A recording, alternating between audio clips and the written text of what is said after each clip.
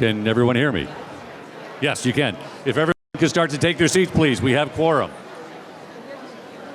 If everyone could take their seats.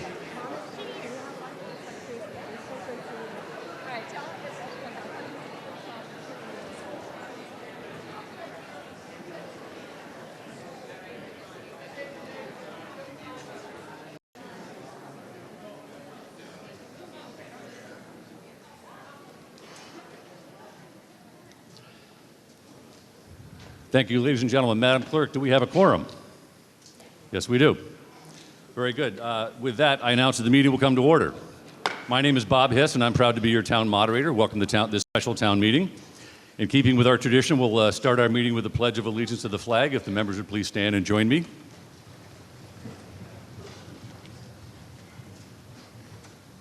I pledge allegiance to the flag of the United States of America and to the republic for which it stands, one nation, under God, indivisible, with liberty and justice for all.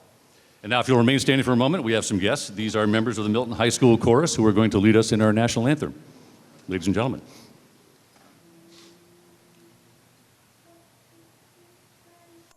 Oh, say, can you see by the dawn's early light what so proudly we hailed at the twilight's last gleaming, whose broad stripes and bright stars through the perilous fight o'er the ramparts we watched were so gallantly streaming, and the rockets' red flame that was bursting in air gave proof through the night that our flag was still there.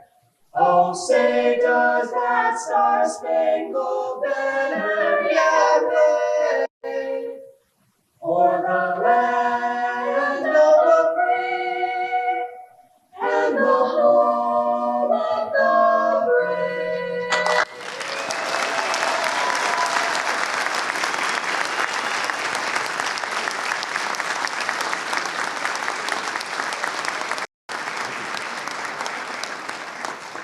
Please be seated. So I'll proceed by reminding the body that we're still operating under the rules of our May 2024 town meeting. And before proceeding with the business of the meeting, there's certain preliminary matters to be taken up. First, permission has been requested for certain members and personnel of the school committee, planning board, board of health, and other boards, committees, and departments who are not town meeting members to sit on the floor with other members of their respective boards, committees, and departments upon the understanding, of course, that they will not vote. Hearing no objection from the body, such permission will be and hereby is accorded. Second, permission is granted to Milton Cablevision to televise these proceedings. Also, please note that there are two side aisle microphones, one here and one over here, each with seats in front reserved for those waiting to be recognized to speak. Hearing no objection, then certain matters coming before the town meeting require a two-thirds vote. This year we have several articles that will require a two-thirds vote. I'll inform you of those before we vote on those motions. We'll begin with just some introductory remarks. If Mr. John Leonard would come up to the podium here, please.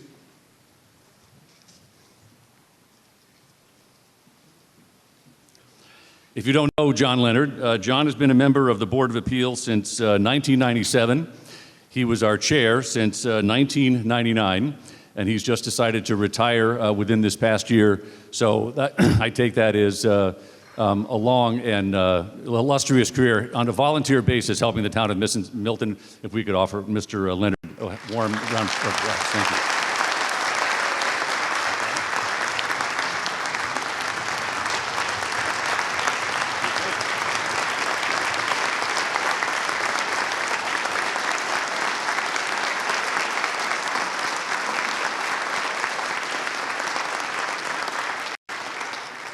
Thank you, John. I'm sad to announce that we've had some sad passings of some elected officials in town since our last meeting.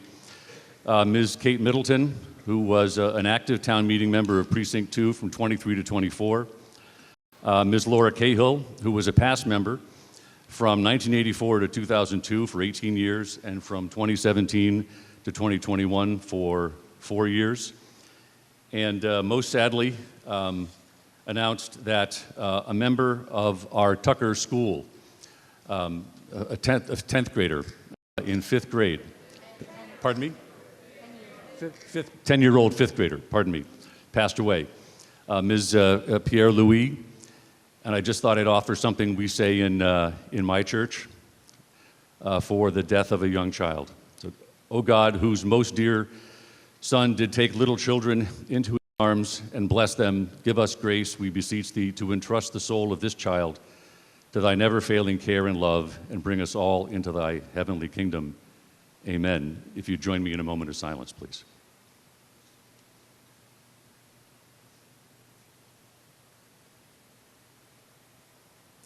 Thank you very much.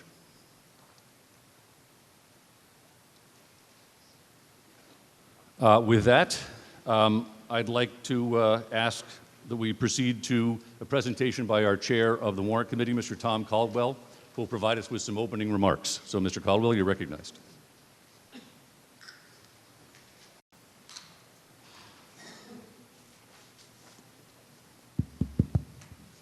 Hello. Tom Caldwell, Town Meeting Member, Precinct 6, and your chair of the Warrant Committee for this year. Some opening remarks I'd like to make. I'd like to ask to the members of the Select Board, our School Committee, our Planning Board, all the other boards, committees, and departments of the town meeting members, and all those present and watching at home, the Warrant Committee welcomes you to the 2025 special town meeting. As indicated in the warrant, which was issued to the town, there are a wide variety of matters for your consideration this evening. There are appropriations requested, zoning matters, bylaw amendments and additions, and also 2 citizens' petitions. A little bit of everything. Similar to what we're going to be doing here in about 2 or 3 short months, back again, dealing with business of the town. In our special warrant this evening, there were 8 articles submitted and discussed by the Warrant Committee, of which each was commented on in the printed warrant mailed to each town meeting member. However, the remaining 7 articles, due to timing and complexity of subject matter, those all required additional work, and thus the Warrant Committee comments are on the green sheets that you picked up as you walked in, and they were also made available on the town website. The comments provided in this special warrant are the results of personal research and knowledge, discussion as a committee, presentations by town officials, and the daily observations and experiences of 15 unelected citizens representing the various precincts of our great town. Some are town meeting members, others are not. Some are deeply knowledgeable about the affairs of our town, and some are not. And frankly, some are probably sitting here as they were earlier and saying, what did I sign myself up for? Now, in the Warrant Committee, we ask difficult questions of people. If you've been before us before, you could agree with this. And sometimes strong comments are made, but that is our charge and is what is expected of us. However, one thing is certain, and I want to leave the body with this. The Warrant Committee examines all matters of concern to the town with the knowledge and understanding of human fallibility. Again, I'd like to welcome you to the 2025 town meeting. Let's get to work. Thank you. So before we proceed to Article 1, we typically do a test of your voting clicking devices here to make sure that everybody is able to communicate, every device can communicate with our antenna. So here we have a test. Do you own a pet? 1 for yes, 2 for no, 3 for abstain. Please don't press any other buttons or you could affect the operation of your device. By the way, we're letting this go for 60 seconds because we did have one member who petitioned for an ADA accommodation, which was granted. That member is at home and unable to attend due to this disability.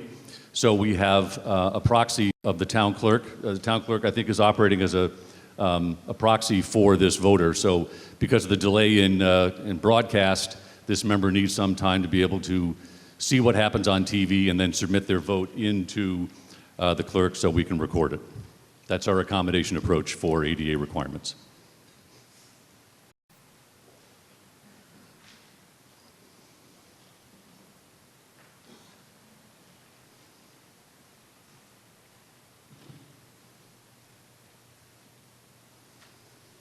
Our town is divided on pets. Oh, my goodness. So.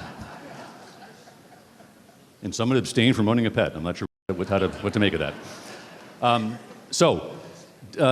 Rob, could you put up the results? Let's have everybody scan through and see if your name is missing up here.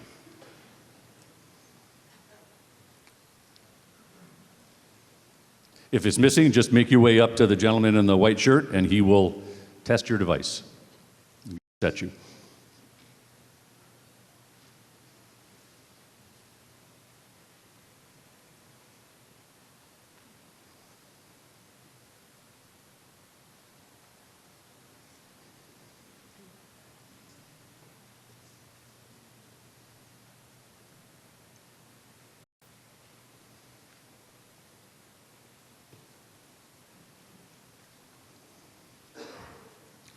By the way, in a first this year, I had 3 members actually send in a decline RSVP with their regrets that they would not be able to attend town meeting. These people were clearly raised right, I think. Thought that was great.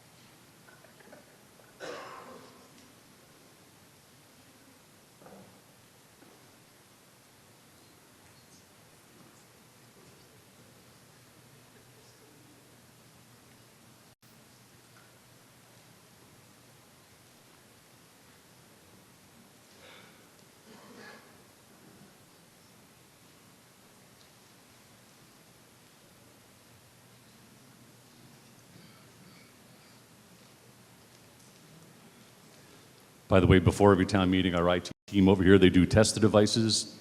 They swap out the batteries in order to make sure this is going to operate smoothly for everybody.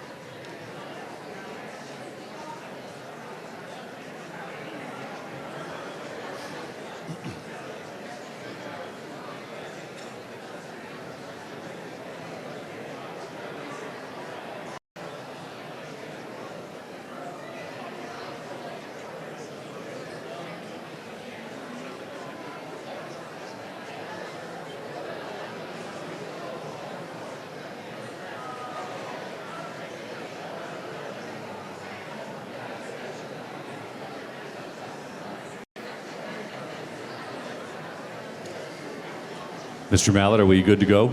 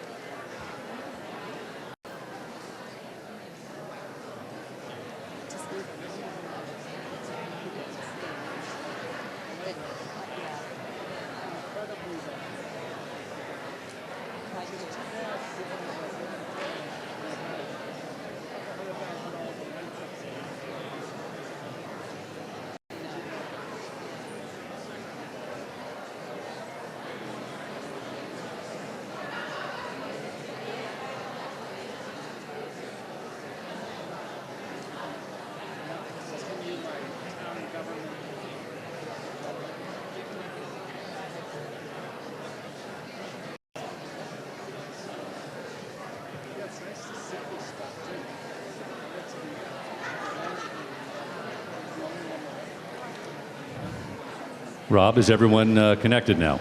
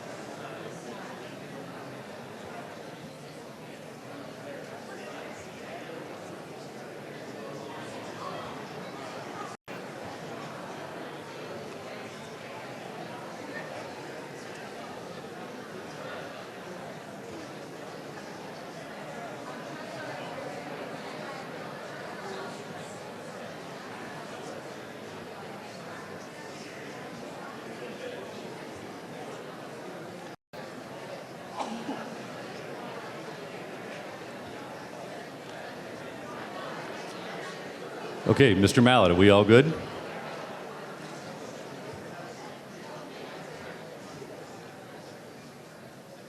All right. We'll proceed to Article 1.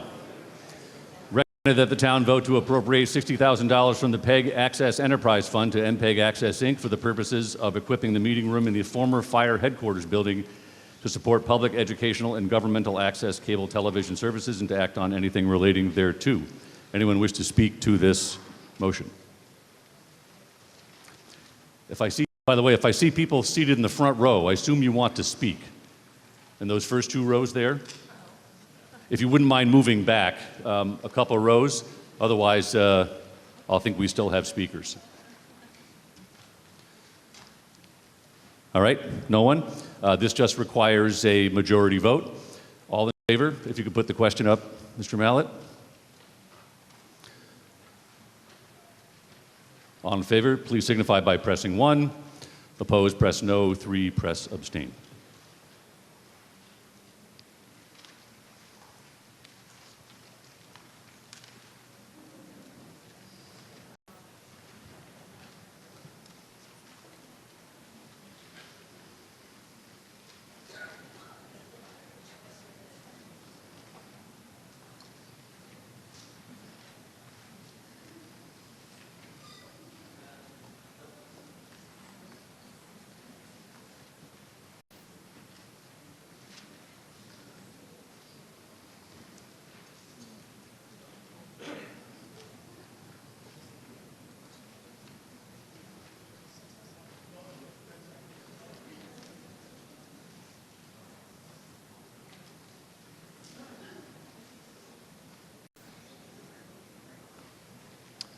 The vote passes with a vote of 224 to 1. Article 2, to keep things moving, if an article recommendation is more than a paragraph, I'm going to waive the reading, knowing that you have all prepared and read in advance. So, on this recommendation, the Warrant Committee posts a favorable recommendation. What I'd like to do is first recognize Chairman Richard Wells. I think you may have some slides on this. You're going to pass on the slides tonight. Okay? With that, does anyone wish to speak to Article 2?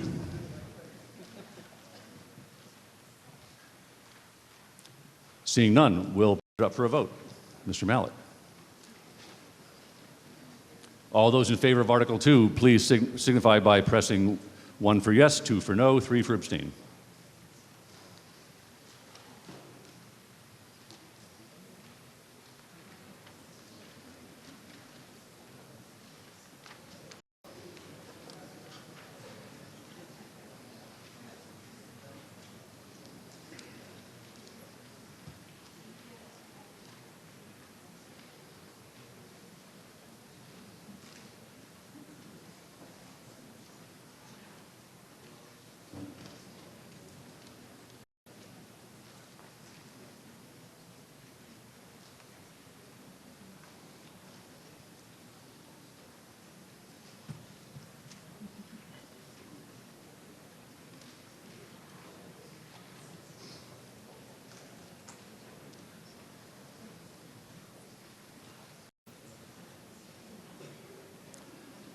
The article passes with a vote of 220 to 4.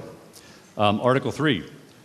This is a favorable recommendation to allow the expansion of alcoholic beverages. I know I do have a member that has proposed an amendment. Warrant Committee member, if we could put up that amendment for Article 3. And Mr. Zulis, you're recognized. Thank you, Mr. Moderator. Mike Zulis, Precinct 3 Town Meeting Member. Good evening, everyone. The proposed amended article has 3 aspects to it. The first, I'm going to start at the bottom. If you could scroll down to the bottom, because I think that may be the easiest one to explain. The fine associated with this, the use, sale, and possession, drinking of alcoholic beverages, as best I can tell, the fines were set back in 1934 at $25 with a maximum of $100. We've had a bit of inflation since 1934. In fact, I think $1 in 1934 is about $23.55 now. And so that gets you up to about $588 from $25 and then $2,500. I understand just today that there is a Massachusetts statute that limits the fines for violation of a bylaw at $300. So I don't know if you can change this on the fly, but I'd like to change the amendment to say whoever violates any provision of this section shall be fined in an amount of $300 for each offense. It's your amendment, you can do that. What's that? It's your amendment, so you can do that. If we can do it, then let's do it. So that's the purpose. The purpose of this is really just to recognize inflation, and if we're going to have a fine, let's have a fine. $25 really doesn't strike me as much of a fine for violation of this bylaw. That's number one. Oop.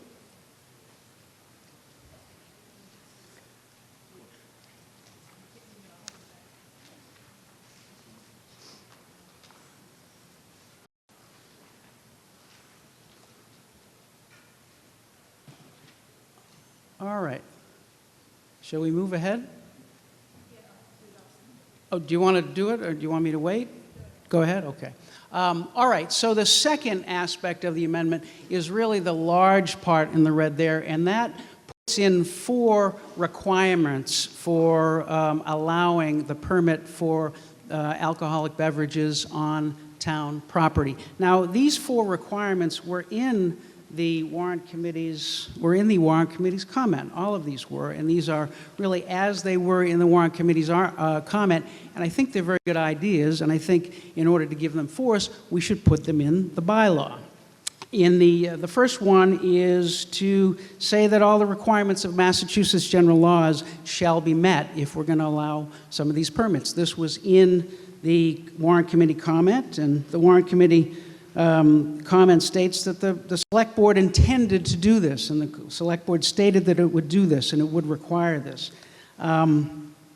2, Romanet 2, which is insurance and indemnity. So we would require that all applicants for these licenses would obtain amounts of insurance and indemnity as determined by the select board in consultation with town council and the town's insurer. That's in the warrant committee's comment, and it says that the select board intends to do that. But again, if we're going to have any force here, and if it's going to be applicable, it needs to be in the bylaw.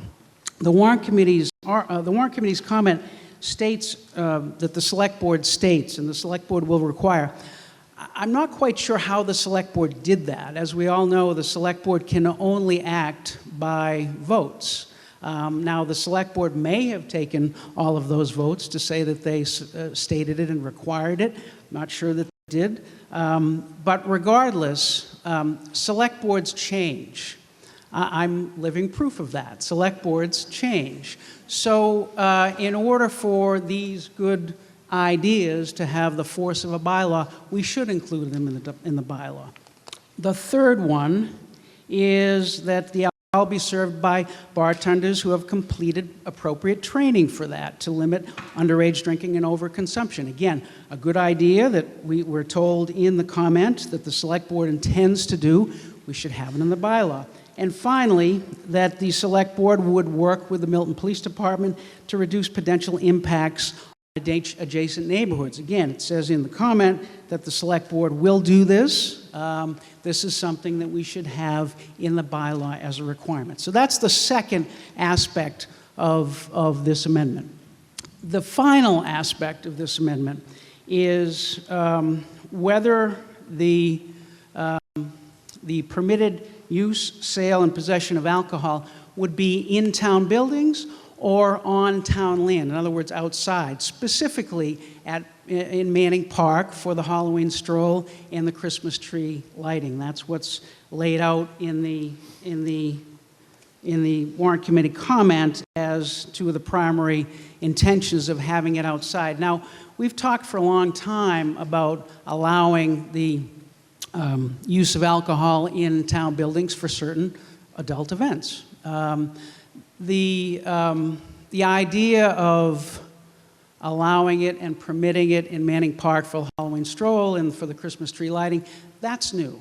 And I think that deserves discussion. And I think it deserves discussion for a couple of reasons. There was no mention in the warrant committee's comment about a statement or a position of the Board of Health or the coalition on the potential public health impact of having the sale and the use and the possession of open containers of alcohol in Manning Park during the Halloween stroll and for the Christmas tree lighting. Now, we all know this is a very confined space, and it is surrounded by a very dangerous rotary. So it seems to me we need to hear about whether there are any public health aspects to this. For many years, we have gone to great lengths to try to curb teenage substance abuse and teenage drinking in this town, and the coalition has done great work and made great strides.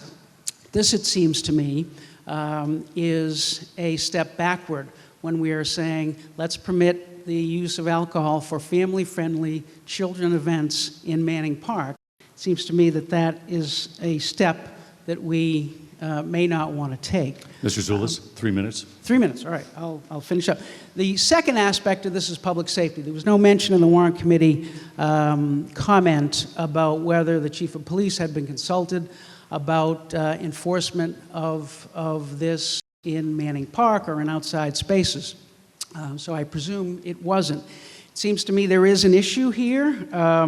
The Warrant Committee recognized that public consumption without authorization remains criminal activity. So if I'm sitting in Manning Park during the Christmas tree lighting and I have my hot water and whiskey with my little cinnamon stick and my cloves, and I'm standing there on the edge of the park, if I stand one step to the side, now I'm on the sidewalk.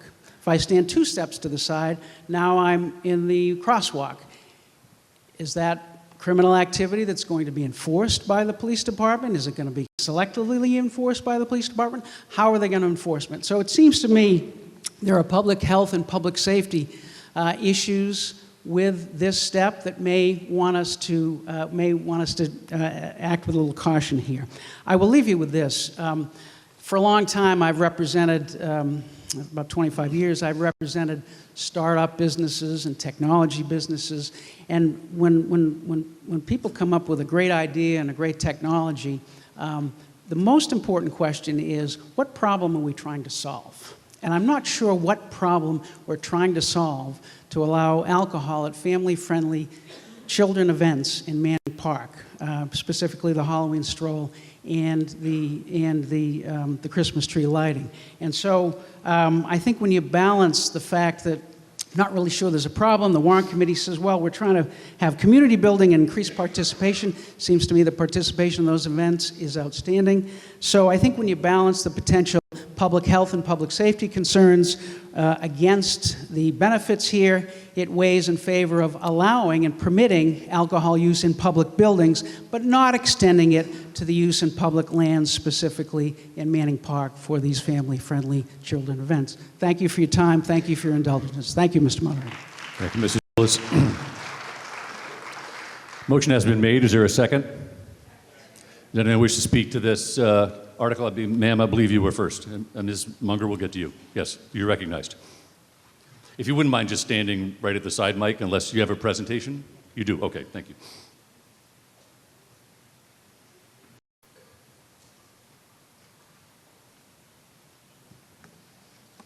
Will you be moving the slides? Yeah, no problem.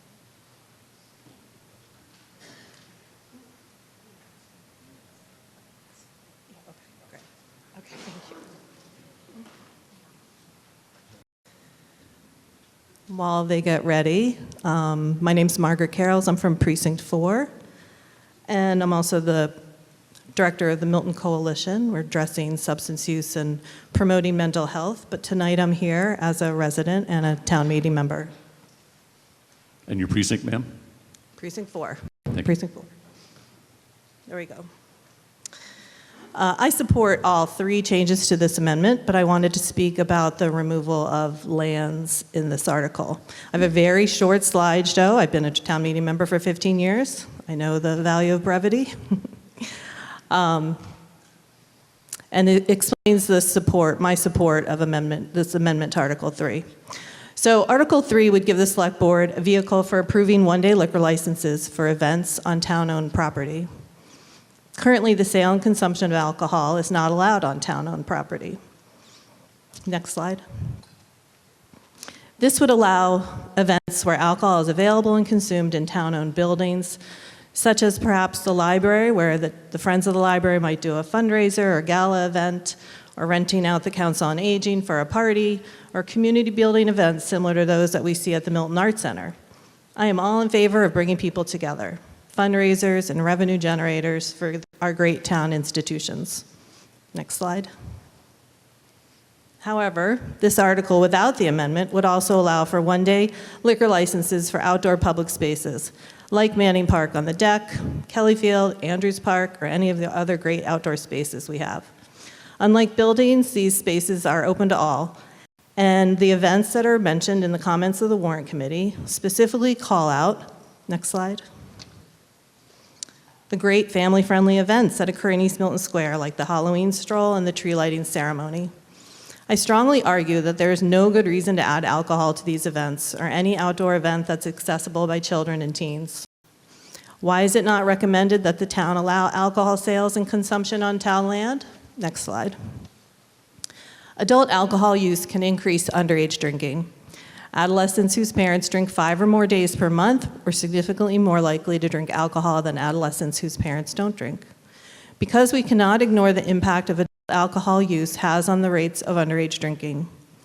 Parents and communities influence the behavior of youth. Adults using alcohol in front of children and teens normalize that behavior. It sends a message that it's okay, and it increases the risk of underage drinking. Next slide.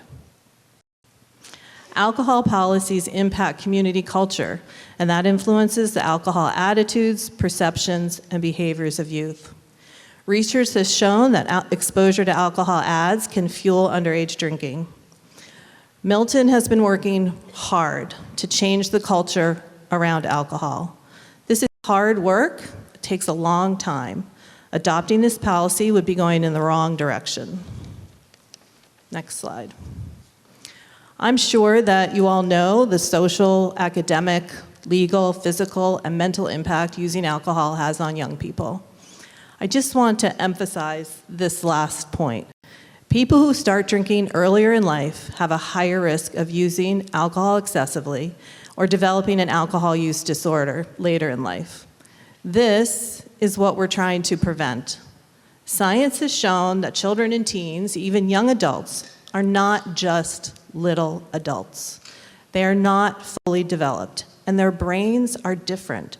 Alcohol impacts them differently. Next slide. If you want to think about it in terms of money, look at the costs of excessive alcohol use. In 2010, the country spent $249 billion. That's $807 per person. In Massachusetts, it was $5.6 billion and $861 per person.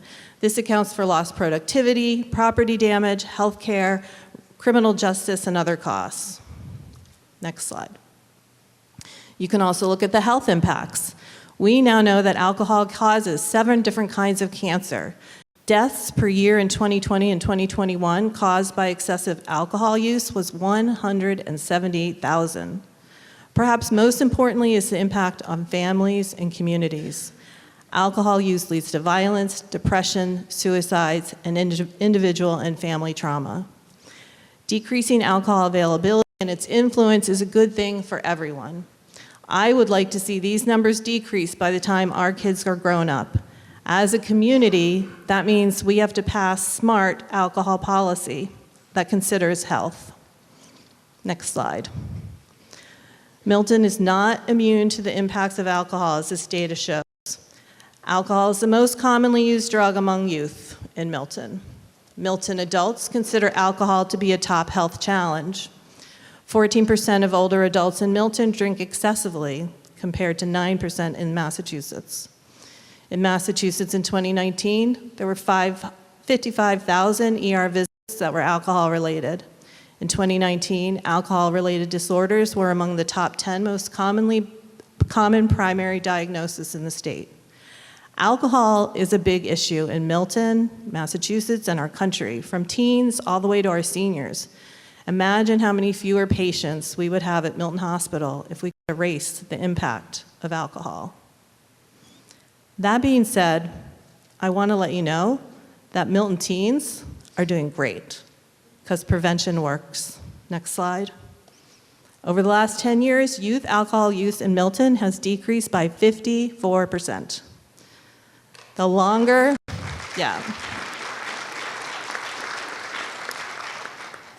you delay alcohol use among teens and young adults, the lower the chances of developing an alcohol use disorder in the future.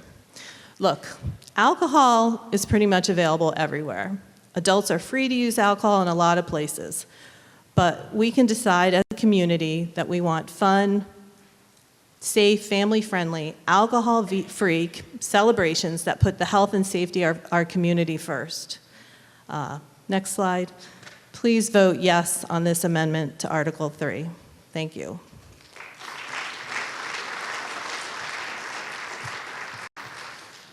Just an introduction briefly. A citizen, thank you, Ms. Perels. A citizen named Margie Skier of Precinct 7 asked for permission to speak tonight and was granted. Her schedule prevented her from coming, and so she asked the following town meeting member to speak on her behalf. So, ma'am, you're recognized. Thank you. Jackie Munger from Precinct 7. So, like Bob said, I'm reading this testimony on behalf of my neighbor and friend, Margie Skier, resident of Precinct 7, who was planning to be here but not able to because of travel issues. So, this is her speaking, not me. She's more eloquent. Dear members of the Milton Town Meeting, thank you so much for the opportunity to speak on the topic of Article 3. I sincerely apologize that I'm not present physically this evening, but I'm very appreciative that my voice is able to be heard, and Jackie is sharing my perspectives on my behalf. My name is Margie Skier, and I reside in Precinct 7. I have lived in Milton for over 10 years. I'm also a professor and interim department chair at the Tufts University School of Medicine in the Department of Public Health and Community Medicine. For the past 2 decades, my research has focused on designing interventions around adolescent substance use prevention. In addition to having a vested interest in youth in our town, I am also recognized nationally as an expert in my field. The majority of my research focuses on the family environment and the role that adults play in adolescent substance use. Therefore, I feel particularly equipped to provide context and recommendations for Article 3. As originally written, Article 3 would allow for day permits to allow the sale, possession, or consumption of alcohol on public town property, including both indoor and outdoor spaces. Some examples, as you had seen in the original article, include the Halloween stroll and the tree lighting ceremony. Events that are more generally geared towards families and youth should not have alcohol as a primary focus. Not only does this detract from the purpose of the event, but it teaches young people that alcohol is a key ingredient of enjoyment in social events and that we cannot socialize without alcohol. Whether we realize it or not, we are also training them as young people and teens model behaviors of adults that they engage with the most. Research has demonstrated that family socialization around alcohol, which includes not only when parents approve or are permissive of their child drinking alcohol, but also how often parents drink in front of their children. And research also shows that there are stronger impacts of parental socialization of alcohol on younger compared to older teens. This also is extended to other adults in kids' lives, for example, their parents' friends, their friends' parents, etc., which we significantly see in outdoor events. In my expert opinion, extending Article 3 to outdoor spaces increases the risk of youth drinking in our town. We have come so far in seeing incredible reductions in youth drinking in Milton over the past decade, and we should do everything we can to continue this trend. Young people have so much socialization around alcohol in Milton, and I strongly recommend that we do not include outdoor spaces in this article. Therefore, I ask that you vote yes on this amendment to Article 3. Thank you very much for your time. Thank you, ma'am. Does anyone wish to speak to this motion to amend? Yes, ma'am. My name is Christine Hodlin from Precinct 2, town meeting member. And I have a quick question. I think it's for the select board. The event that's held up on Adams Street every June with the fireworks, I believe, has alcohol. I know that's not town-owned property, so I was just curious who allows that license if they do have alcohol serving, especially the public health and the public safety of police, monitoring what's going on there, because it's a pretty outdoor space, and is it allowed just there and also other public spaces? Thank you. Thank you, ma'am. Chairman Wells, you're recognized. Good evening. Richard Wells, Chair of the Select Board, Town Meeting Member, Precinct 7. I think I heard the question. Was the question relative to Milton Music Festival? So just a follow-up, the Select Board, in answer to your question, does issue one-day liquor licenses to a multitude of locations similar to this, all on private property. That's where they, to include Milton Music Fest, which is owned by the Trustees of the Reservation, the Wakefield Estate, which is owned by the Wakefield Trust, Eustis Estate, which is now Historic Milton, Curry College, Milton Academy. Nearly every private entity that is privately owned in this town already applies for, seeks, and is granted one-day liquor license under the same premise that we have opted to place to the town on land, exact same manner. Just the law does not, the restriction does not apply to those, it only applies to the town property. I hope that answers your question okay. Thank you. Does anyone else wish to speak to this motion to amend? Yes, ma'am. Ms. Milbauer? Yes. Hi, Deborah Milbauer, Precinct 4 Town Meeting Member, obviously. This is a little repetitive from what Mr. Zulus and Ms. Carroll said, so I will read quickly. I am speaking on behalf of myself, as in my role as a public health professional. I teach public health at Northeastern. I rise to support the amendment to Article 3. There is much public health research that documents the association between parent behavior and the influence you have on your child's behavior. It might feel innocuous and overblown to consider not drinking in front of them, but think about this example.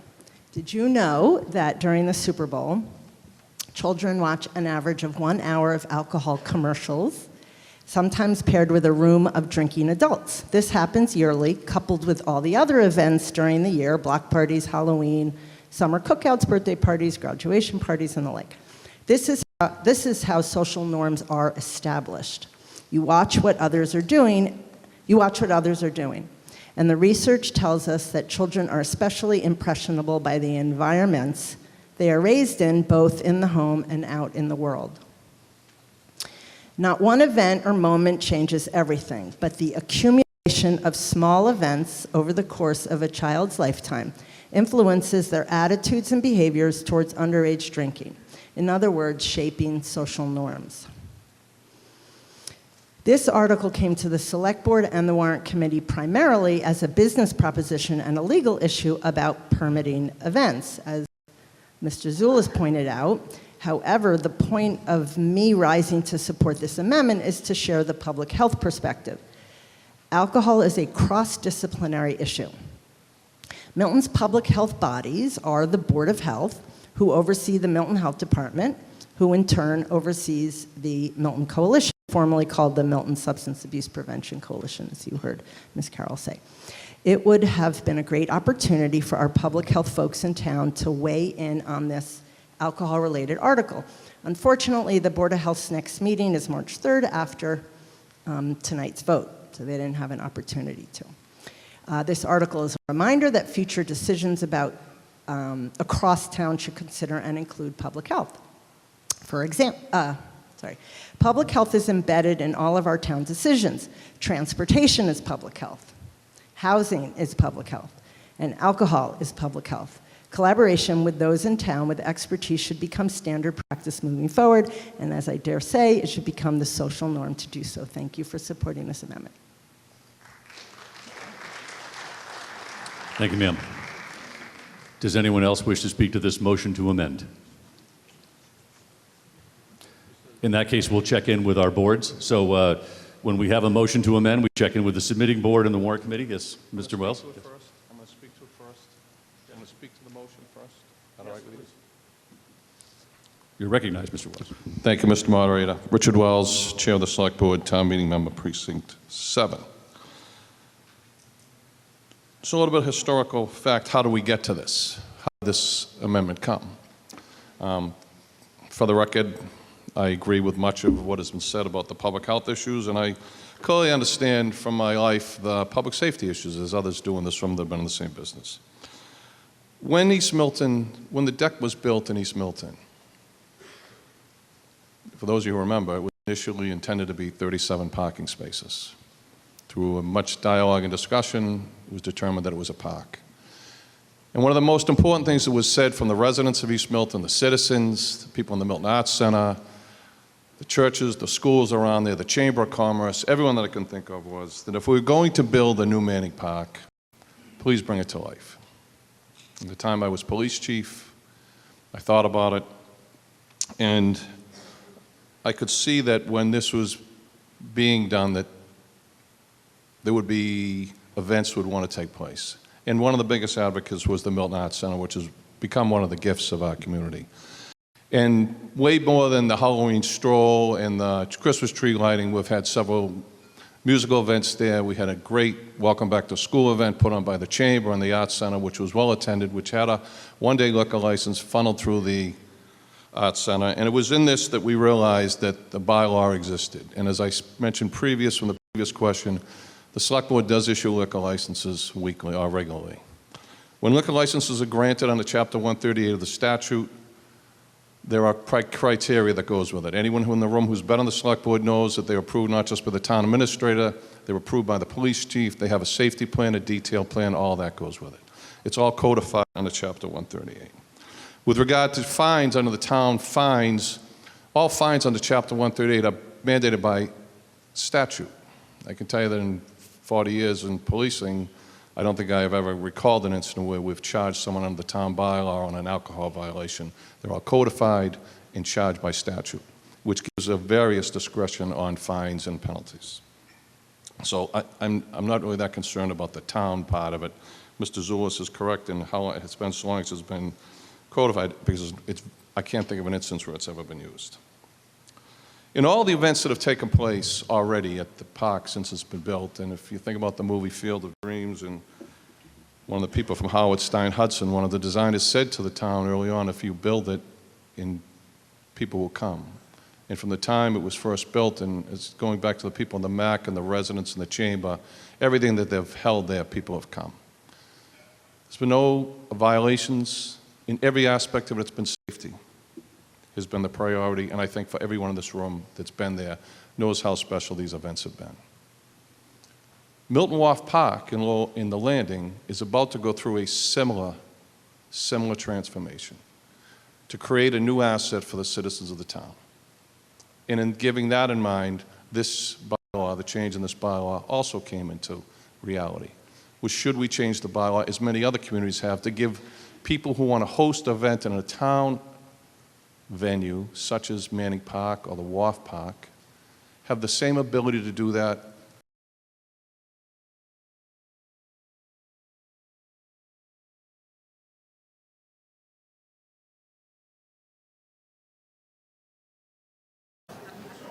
I paused you at 3 minutes and 57 seconds. So I forgot where I was. you're at 10 Guile Road in Thank you. Milton, Thank you. Massachusetts. Yeah, I know where I am. Oh, I know where okay, I am. okay. Thank you.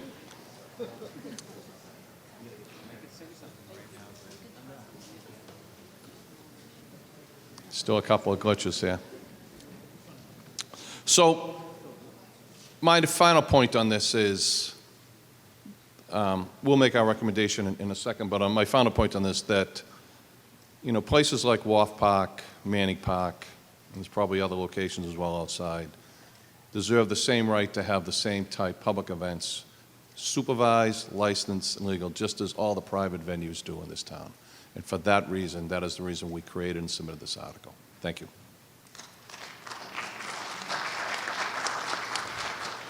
Thank you. Before we go back to a rebuttal, so to speak, does anyone else any first speaker wish to speak to this motion to amend? We allow a second bite at the apple if there's no other first speakers. Seeing none, Ms. Carrells, you're recognized. Thank you very much. Margaret Carrolls, Precinct 4. Pardon me, Carrolls. I respectfully disagree. I think the town condoning such events on town-owned land is very different than a private person or a private nonprofit holding an event. It sends a different message, and it's not the kind of town I want to live in, honestly. And then I think, you know what? you described all these great events that we have. Most of them have been alcohol-free, and they will still be great events without alcohol. We don't need alcohol to have fun. So I strongly urge a yes vote on this amendment. Thank you. Thank you, ma'am. Seeing no other speakers. Do I have a speaker? Oh, yes, we do. Yes, sir. Thank you for running. Sorry about that. Before the power goes out, Keith Schleicher, town meeting member, precinct number 4. I agree with Speaker Wells that we should have the availability to have these events if people want them. I'm not saying we need to have a keg at the Christmas stroll. However, I think having the availability, if someone says, you know what, I really want to have a wedding over the highway in Manning Park, can I have some champagne there? I think they should be allowed to do that. I don't want to belittle what other people are doing, but I think there's also people here that maybe don't have young children that do want to be with other adults on a town park for a sanctioned event and be allowed to do that. So that's just what I want to say. Thank you. Thank you.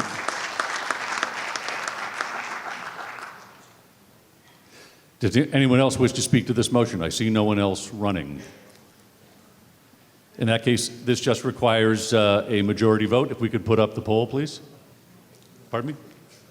Oh, sorry, let me check. So, Select Board, your opinion on this motion to amend.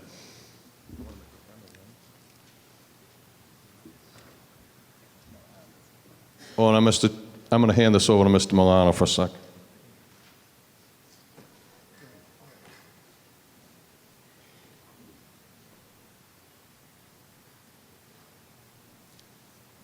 Mr. Milano, do you wish to speak? Not necessarily, more procedure. Okay, sidebar.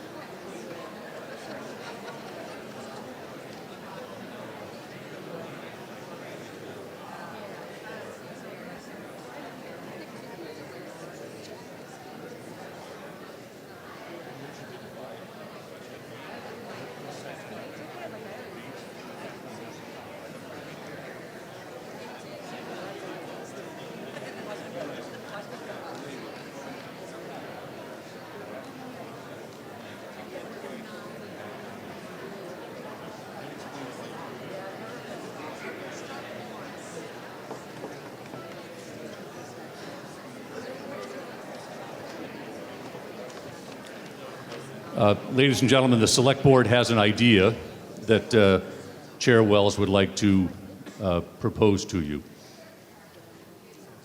Thank you, Mr.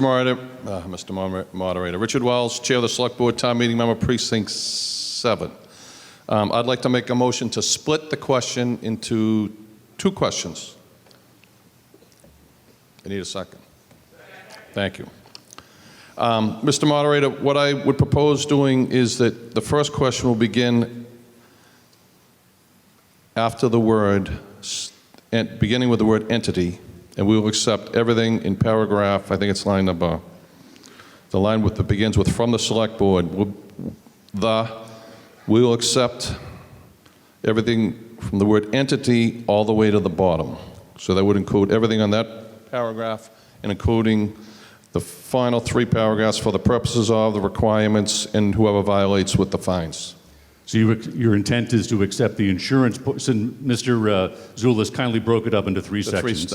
You're willing to accept you'd like to have the body think about the insurance and the fine as one part of this, of Mr. Zulus's amendment. And then I assume the second portion would be the concept of only allowing town buildings, not town land, as the second part of this amendment. That's correct. That is your motion that's been made and seconded. Thank you. Okay. Is everyone clear the intent of the Select Board's motion to divide the question? Mr. Moderator, if I may. Mr. Moderator, if I may. Yes, we have a point of order just for a moment. Well, mine's probably the same. But go Oh, well, okay, you're raising the point of order, then we'll get to Ms. Agostino's point of order. Go ahead.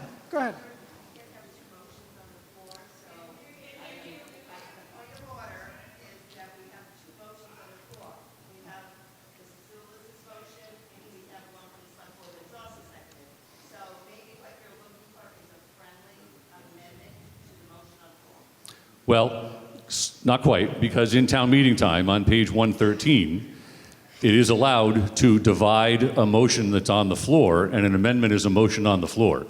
So procedurally, it's allowed, but the body has to vote on this, on splitting this.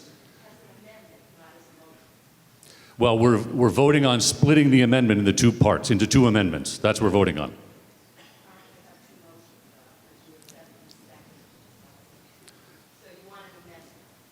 No, I don't. We're doing a procedural motion called dividing the question. So Mr. Zulus has put a motion before the body, and Mr. Wells has said, I want to split that amendment into 2, and it's been seconded. So now Mr. Zulus now there's 2 parts of this amendment. Procedurally, this is allowed under town meeting time, page 113, division of a question. Now, Mr. Zulus, yes, sir. Mr. Moderator, Mike Zulus, Precinct 3, Town Meeting Member. So the question is, do we support the amendment to divide the question? Yes. Okay. And I rise to oppose the motion to divide the question. I would like a vote on the amendment as stated. Thank you, You'd like Mr. the Moderator. whole thing together. Okay, very good. Understood. So, is it clear right now what we're trying to do? We're voting on dividing it only. Prize for that woman right there with the scarf, yes. Does anyone want to speak to Mr.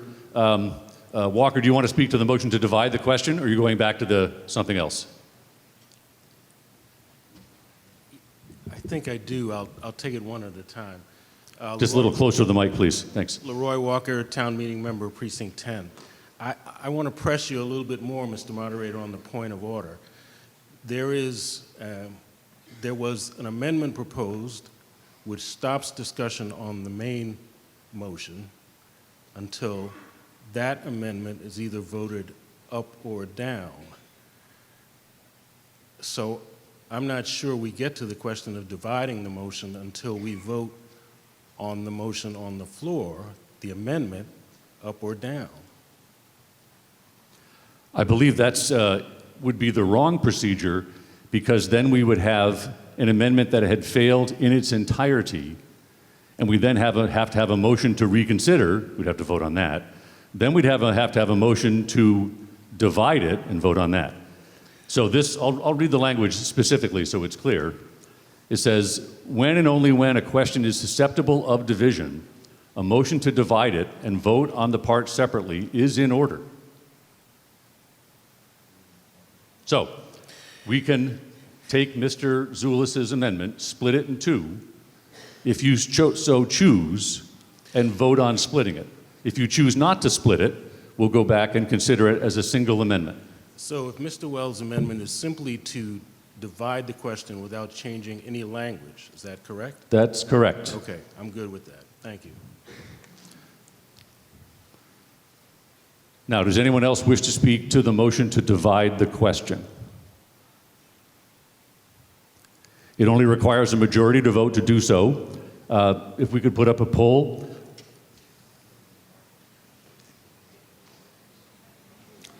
All those in favor of dividing the question only, please signify by pressing 1 for yes, 2 for no, 3 for abstain.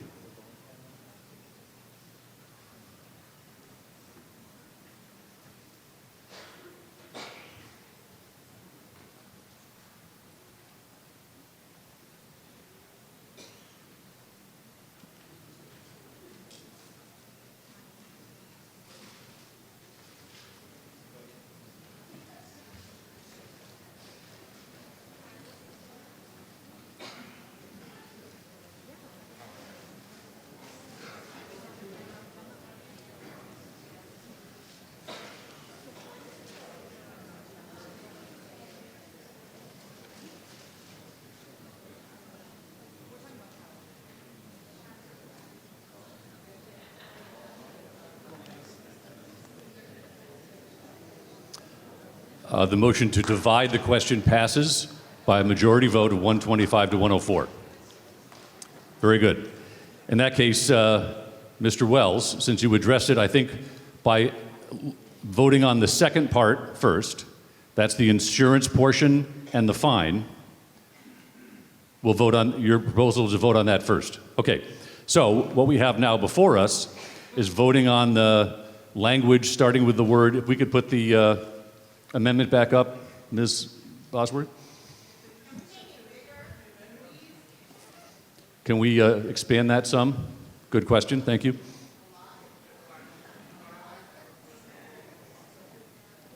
Is that better? Okay.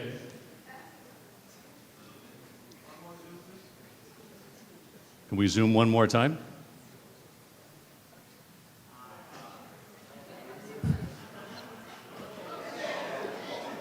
Sounds like that was the magic. Okay. 150%. So we're going to consider the portion that starts with, you see the words entity with care, custody, and control that's slashed out down to the end. All those changes, we're going to, if you want to discuss, we'll discuss, otherwise we'll go to a vote.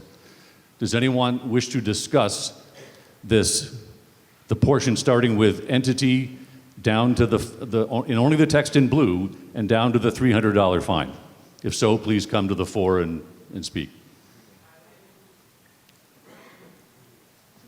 Okay, I see no one wishing to come down to the floor. Again, so we're now voting on this actual bylaw change. Since it's a bylaw, it only requires a 50% majority vote. Everyone clear what we're doing? Okay. Sorry. So on this, Select Board, you're in support. Warrant Committee, what's your opinion? Okay, Warrant Committee's weighing in.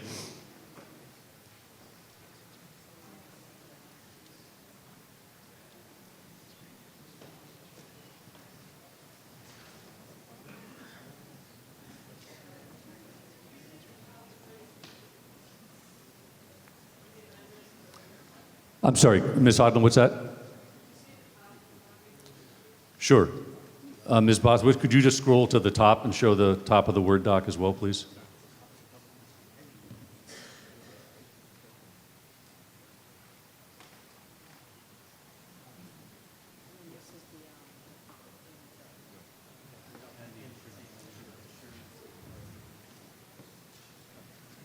By the way, while they're voting, the facilities director said a transformer blew on Canton Ave, and that's what caused us and part of the town to go dark.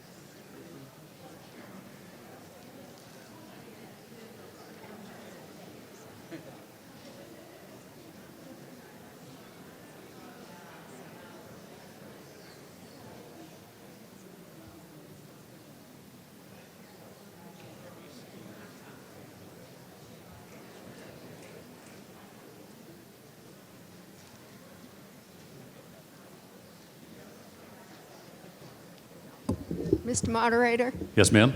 Deborah Felton, Precinct 2. Could we have an opinion from the police chief on this article, if he's here? Is Chief King here? Yes? While the warrant committee is voting, Chief King, you're recognized.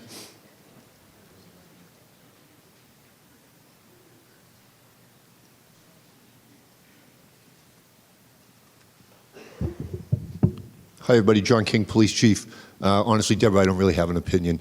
I have kind of conflicting roles. I sit on the coalition. We've discussed this at length from a coalition perspective. I also sign off on the one-day liquor licenses, so I really have no personal opinion. I think the coalition comes under the health department. It would be inappropriate for me to speak to that. Police Chief, I'm pretty neutral on it, to be honest with you. Thank you, sir. Warrant committee, do we have a vote? Yes, Mr. Caldwell. The warrant committee has voted, and we appreciate the amendments and the speakers from the floor. However, we accept the select board's motion as to part 2 concerning the insurance and fines, and the warrant committee proposes a yes vote as to that section. If you could speak right into the mic so everybody could hear you, sorry. The warrant committee, has taken a vote on the matter, and we're requesting a yes vote as to part 2 of the select board's amendment to the article. Very clear, thank you. Thank you. Okay.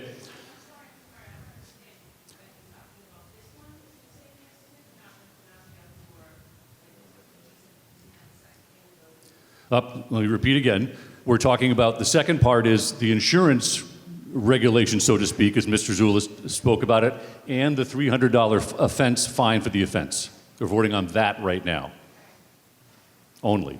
We're not voting on whether it should be on town land. That'll come next. It's a majority vote. If we could open the poll. All those in favor of the motion before the body, please signify by pressing 1 for yes, 2 for no, 3 for abstain.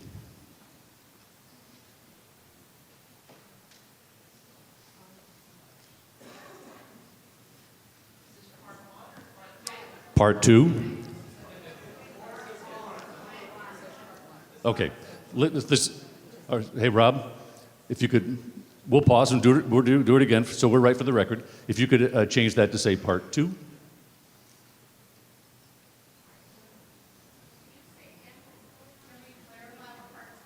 I will again.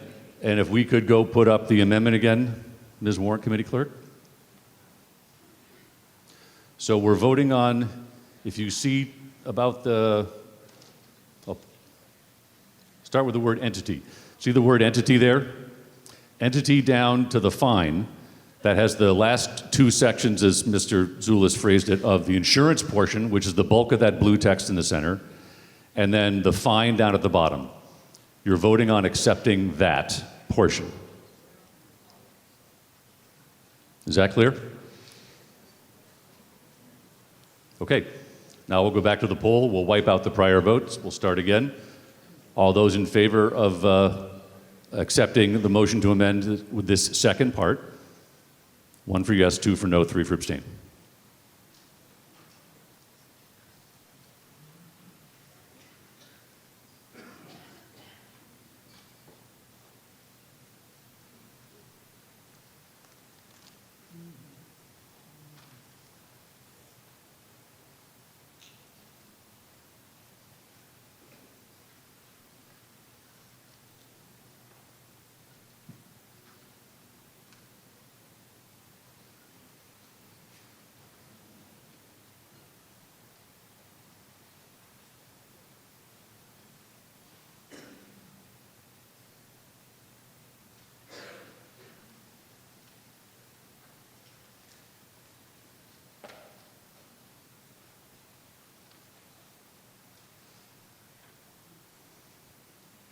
The motion carries with a vote of 219 in favor, 213 opposed. All right, so we've accepted that second portion of Mr. Zulis's motion to amend. Now, we, per Mr. Wells' motion to divide the question, that's still on the table. We now have an opportunity. Anyone want to speak to the first part of the amendment, which in summary is about whether to allow the consumption on town buildings but prevent it on town land, if I understood that correctly, Mr. Zulus. That's a summary of your motion, or would you like to clarify that for the body then? Yes, it allows it in town buildings, but not on town land. But not on town land. Does anyone, now, we're in a new motion? Yes, ma'am, you recognize. Susan Kochvaser, Precinct 4, another one of those public health people that lives here in Milton. And I'd like to speak to this. In the remarks from the chair of the select board, it was discussed about the deck and about potentially Milton Landing after that's revitalized as places where we might want to have events with alcohol and for which one-day licenses would make sense for some of those events. I am concerned that this is so broad. This is town lands. I know there's a movie night at Kelly Field. There's the children's concerts on the gazebo. I know when my kids were little, a beer from some kind of a beer truck might have been nice, but I'm not so sure I need to do that or we need to do, we heard from Margaret Carroll's exactly why that doesn't make a lot of sense from a public health perspective. So I would urge us not to pass this now in this way so broadly because select boards do change and there's a clear vision of exactly what this would be for, but I think that's what the bylaw should be and not something as broad as this. And then I was also, I'm part of the coalition and we really wanted to know what the Board of Health had thought about this. And if I can ask if the Board of Health has an opinion on this from a public health perspective. Thank you. Yes. Ms. Kinsella, are you here with us tonight? I think I saw you.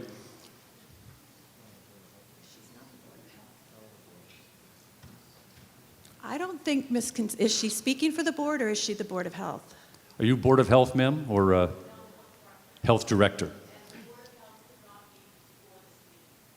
Perhaps you can come down to the mic. And do we have any members of the Board of Health here tonight, or is the chair of the Board of Health here tonight? Looks like not. Ms. Kinsella, No. I'm sorry, Board of Health chair? No. The chair's not here. Okay. Hi, Caroline Kinsella, Precinct 8.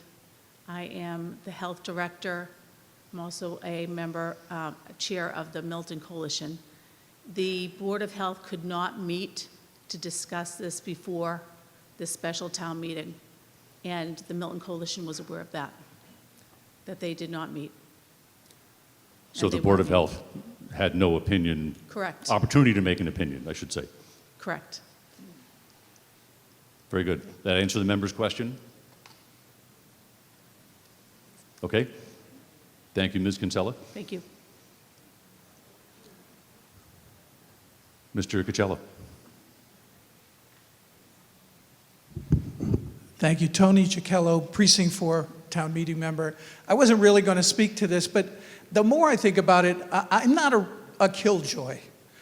But I just, for the life of me, can't understand why we're fighting to have alcohol-related events at Manning Park in the middle of a phenomenally busy series of intersections. All I hear about is all the complaints about the traffic in East Milton.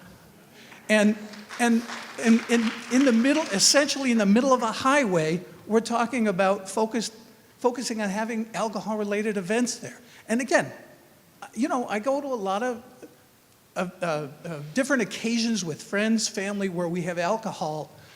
I just don't think it's a great idea, especially for the town. I think the thing that's missing from this really is if we're going to have alcohol, they should be on town property, in town buildings.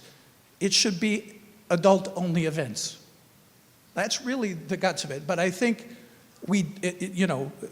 I support this amendment at a minimum to keep a lid on things. So thank you. Thank you, sir. Does anyone else wish to speak to this portion of the motion to amend? Yes. We have a member, Mr. Wells. I'll recognize you next. Okay. If you could state your name slowly, sir. I heard Keith last time, but. Keith Schleicher, Precinct 4. the select board can determine who or what gets the permit.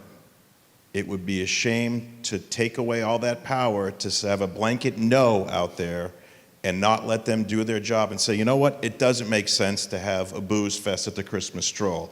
However, if we want to do a fundraiser and have a men's soccer league play on the bottom portion of a field and allow a beer tent over there for adults, I think that that's appropriate. I don't want to see, I think a little bit less oversight and maybe some trust in our elected officials might work out for everybody. Thank you. Thank you. Mr. Wells, you're recognized. Thank you, Richard Wells, Chair of the Select Board, Town Meeting Member Precinct 7.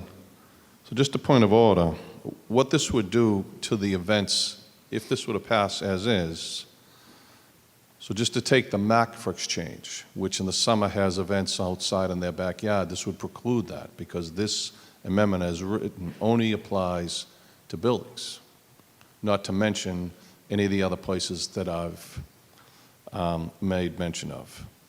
And while select boards do change, the authority and the statutes and the faith you put in them does stay the same. To Mr. Ciccello's point, I thought the same, my friend Mr. Ciccello, when I first saw an event there, and it wasn't until I saw it with my own eyes that I realized the reality of what could be done when it's controlled, licensed, and policed. And it was they've been very effective for this community.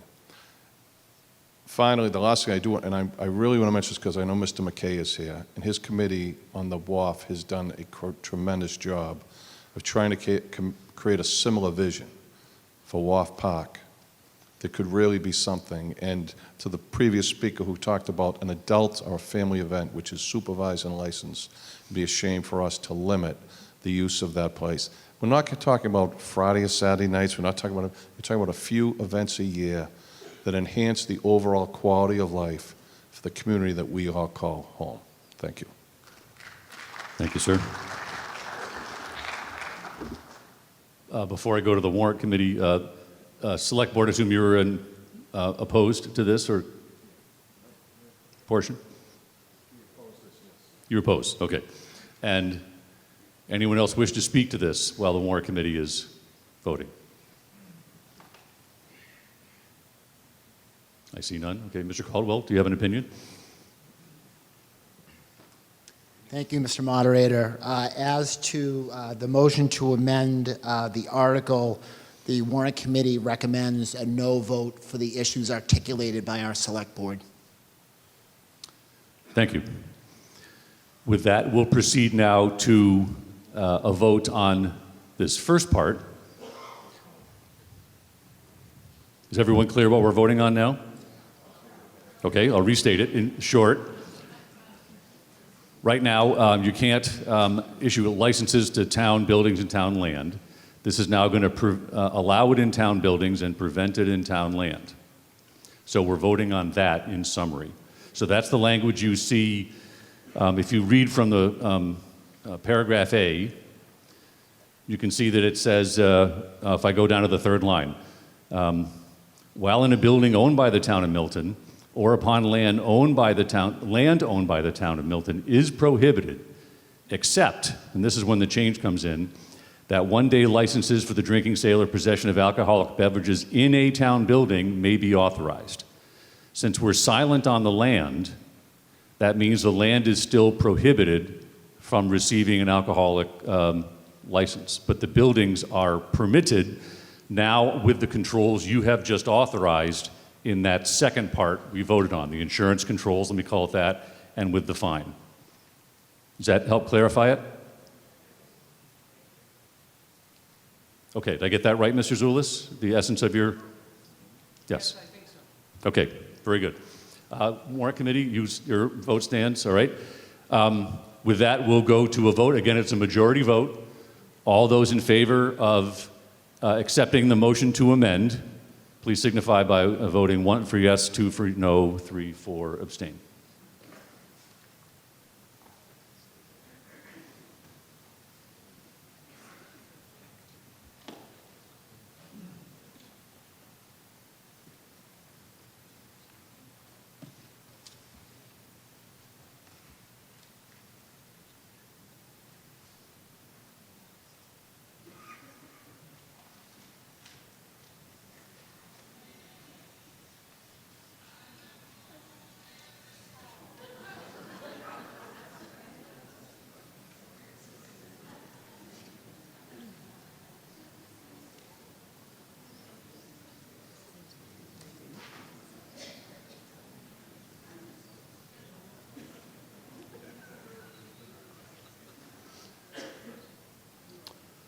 The motion passes by a vote of 117 to 114.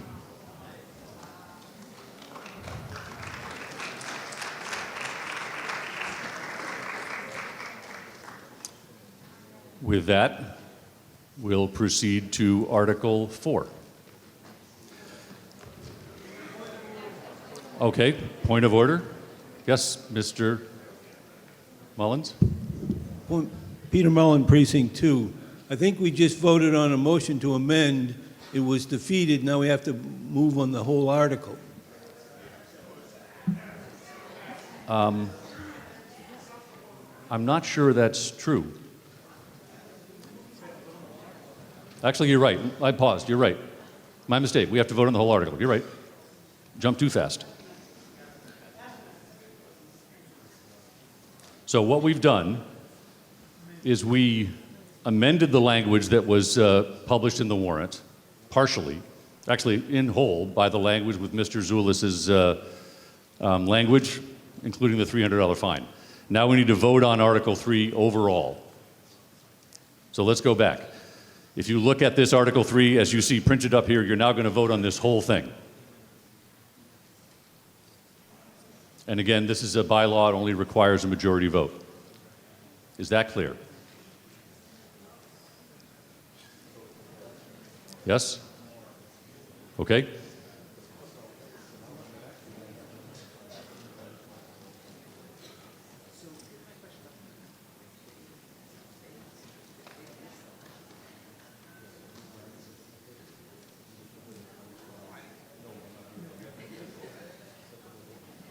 Select Board, do you have any, Mr. Wells, any commentary? You're conferring, okay.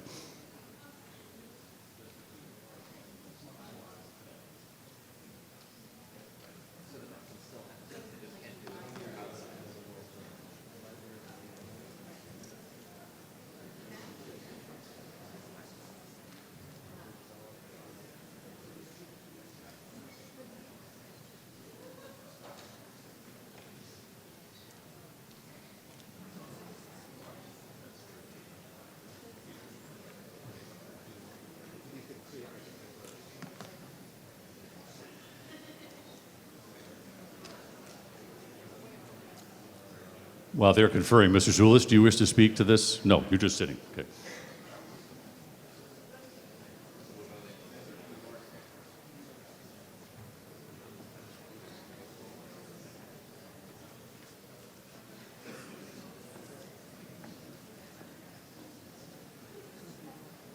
You need to speak, Mr. Wells?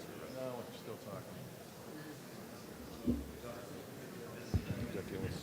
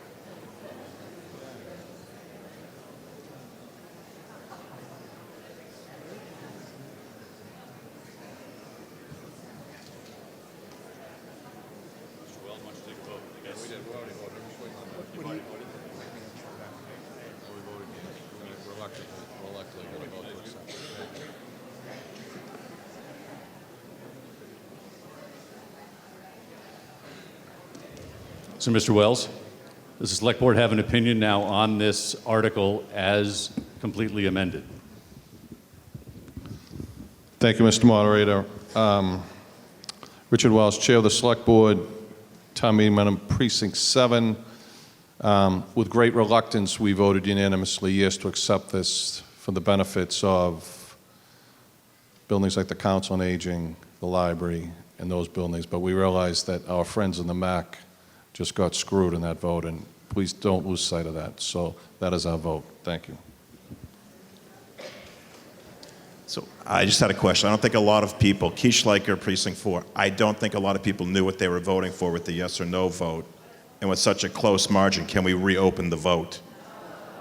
I'm asking a question to the moderator. We can have a motion to reconsider that vote. I mean, because basically what we just did is told the MAC they can't have outdoor events anymore, but I can have a keg party at Tucker School if it gets approved.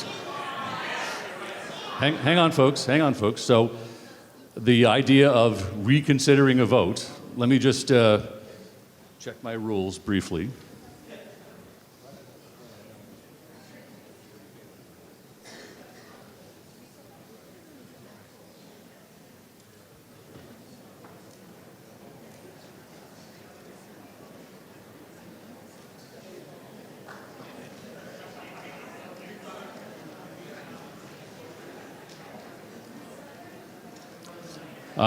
Yes, you can make a motion to reconsider that part one we just voted on. It would require a second, and it would require... Yes, sir. I was under the understanding in past town meetings that that motion has to come from somebody who was in the losing side of the vote. Actually, the winning side of the vote. Yes. We could check. That's your fair point. So we need someone that voted yes to reconsider? That's right. If they want to? Oh, Yes. that wasn't me, so if someone did and they want to do it, great. If not, Okay. I'll sit down and we can continue. So we don't have a motion to reconsider unless someone that voted yes on the prior amendment wishes to do so.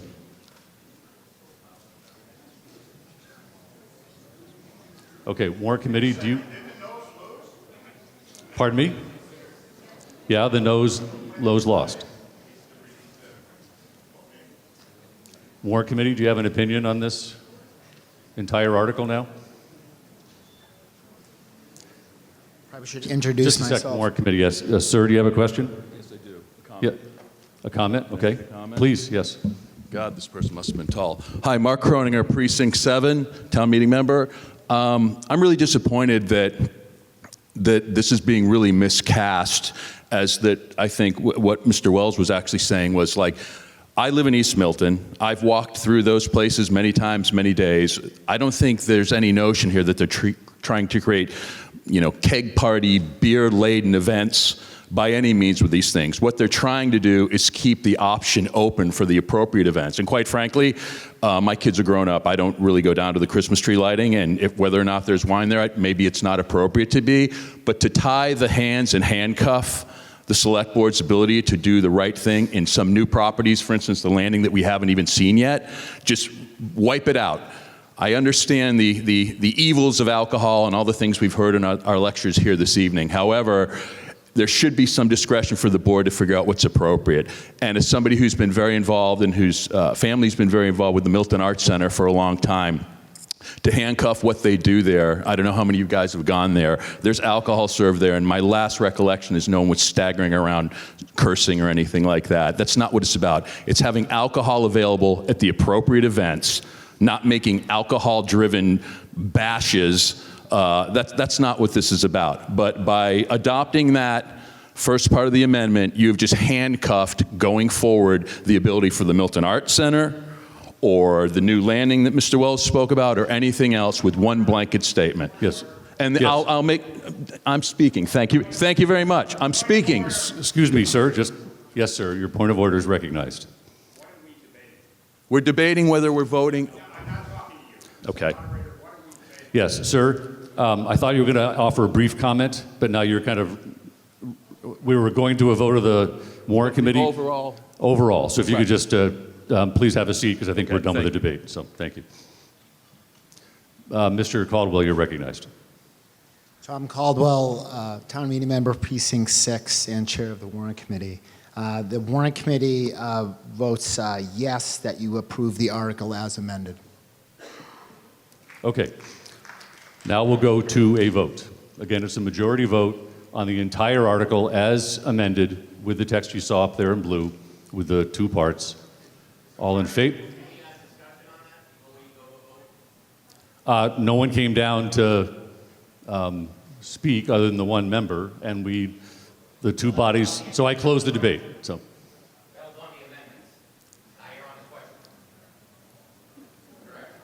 I'm sorry.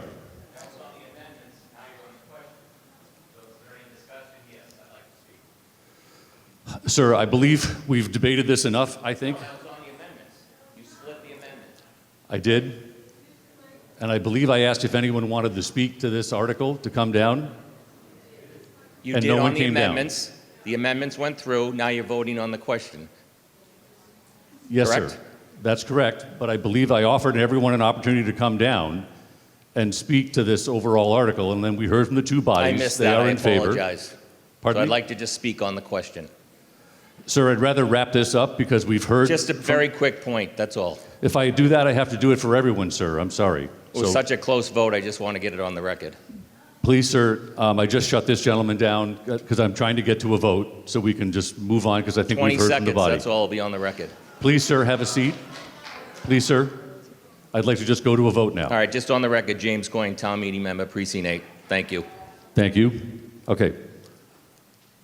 We'll now proceed to a vote on the article as amended. All those in favor of the article as amended, please signify 1 for yes, 2 for no, 3 for abstain.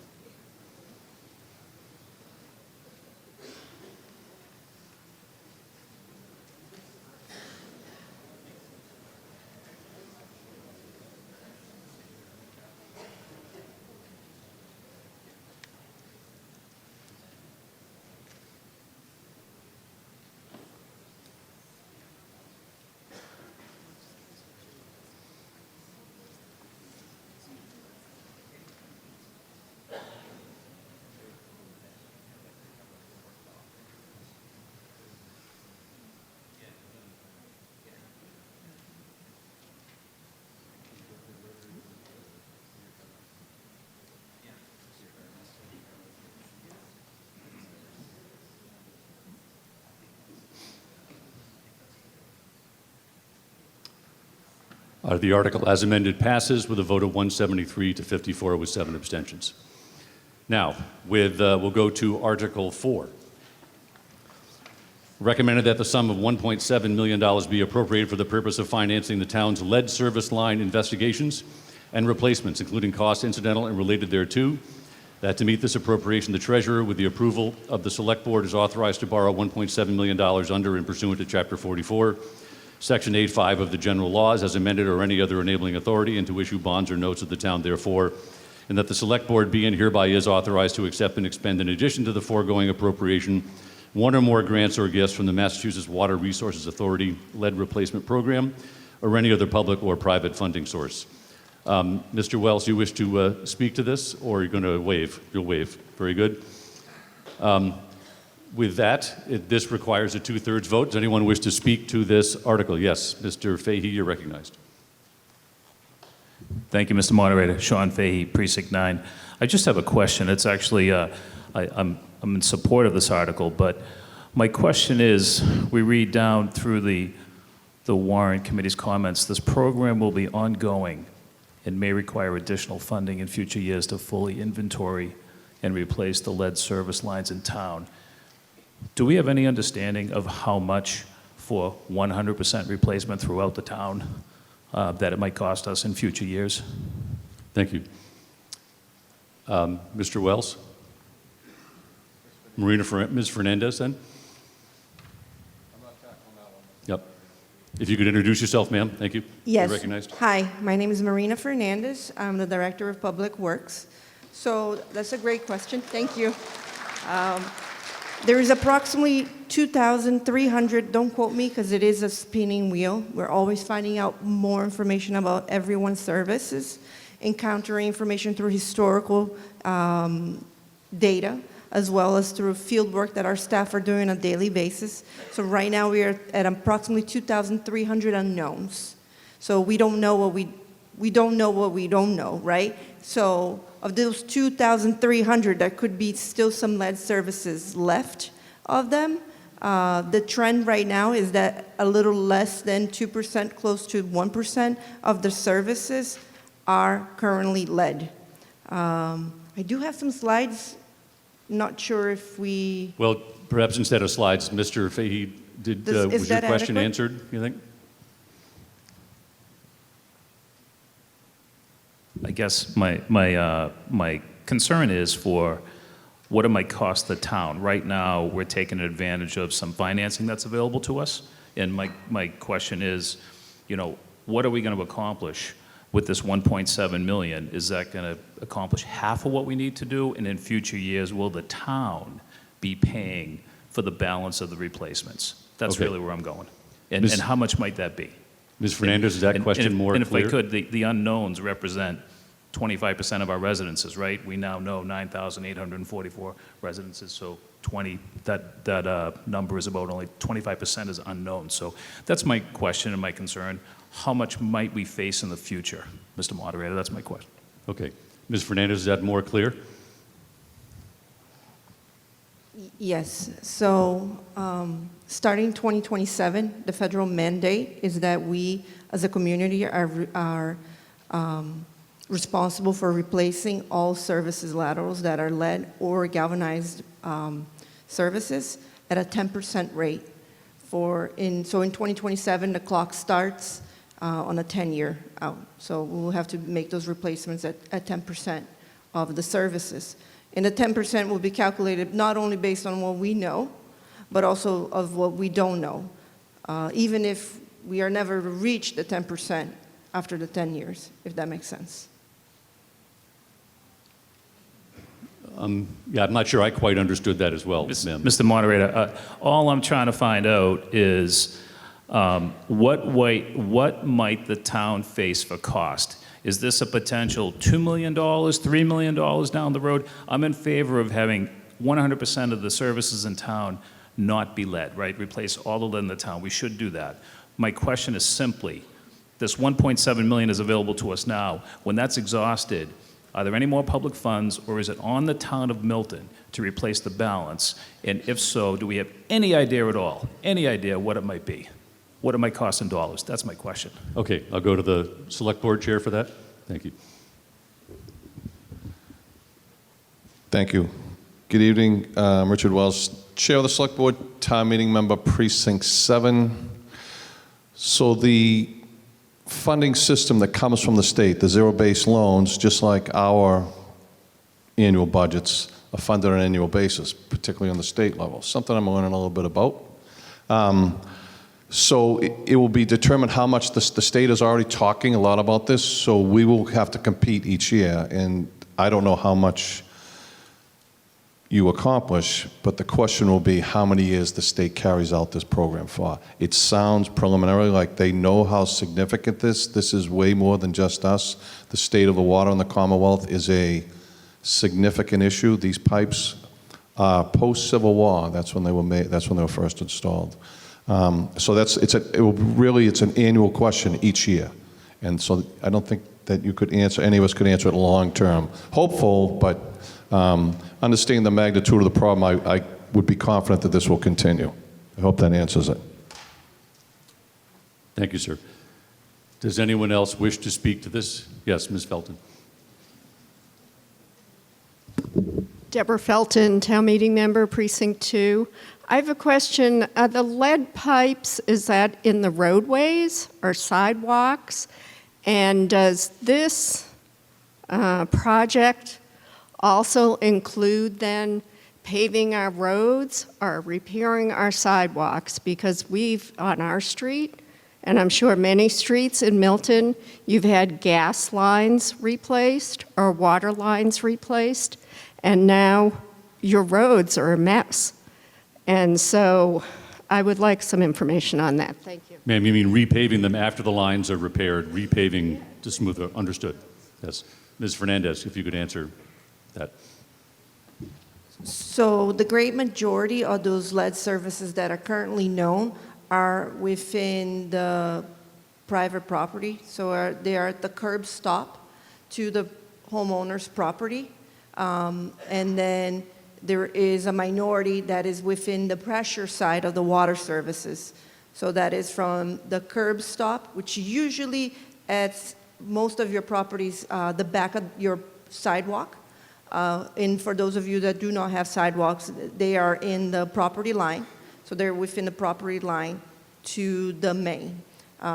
So they will not be, we will not be interfering with the roadway, and that will not require curb-to-curb restoration of the roadway. It will just be a spot repair, a repair to the sidewalk, and the great news, the good news is that services are usually pooled, so even when they are on private property, it doesn't require a lot of digging, because we're not trenching it, we're pulling that service and inserting a new one.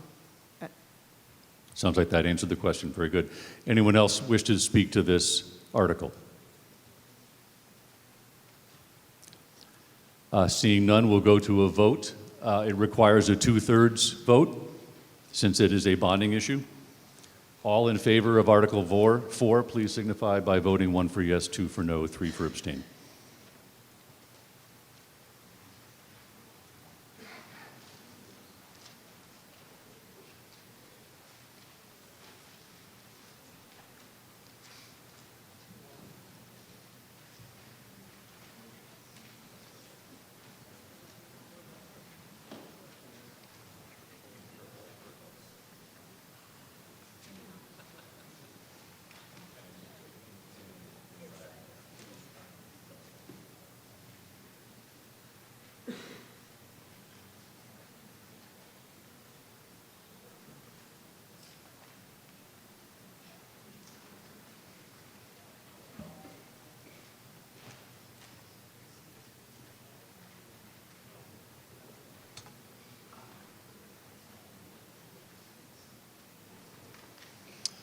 I declare a 2/3 vote, a vote of 227 to 3 with 0 abstentions.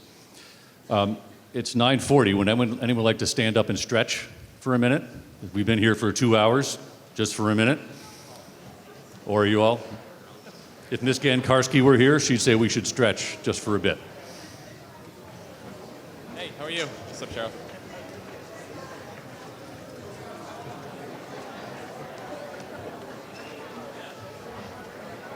Yeah.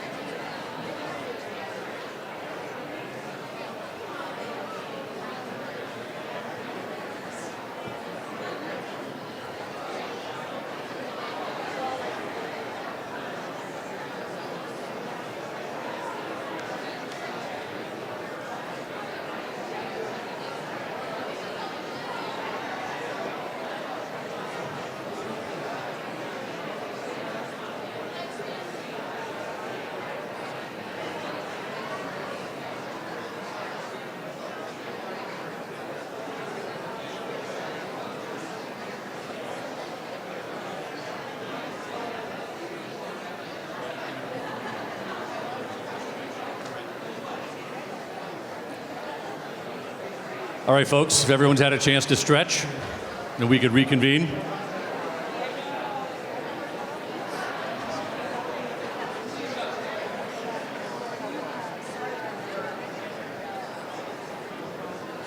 Folks, if we could come to order, thank you.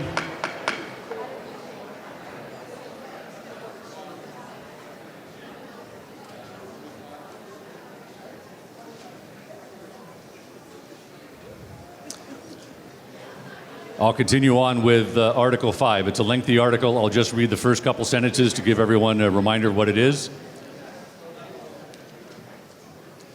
Recommended that the town vote to authorize the Select Board to petition the General Court for special legislation establishing a means-tested senior citizens property tax exemption to provide property tax relief for certain eligible property owners as set forth below.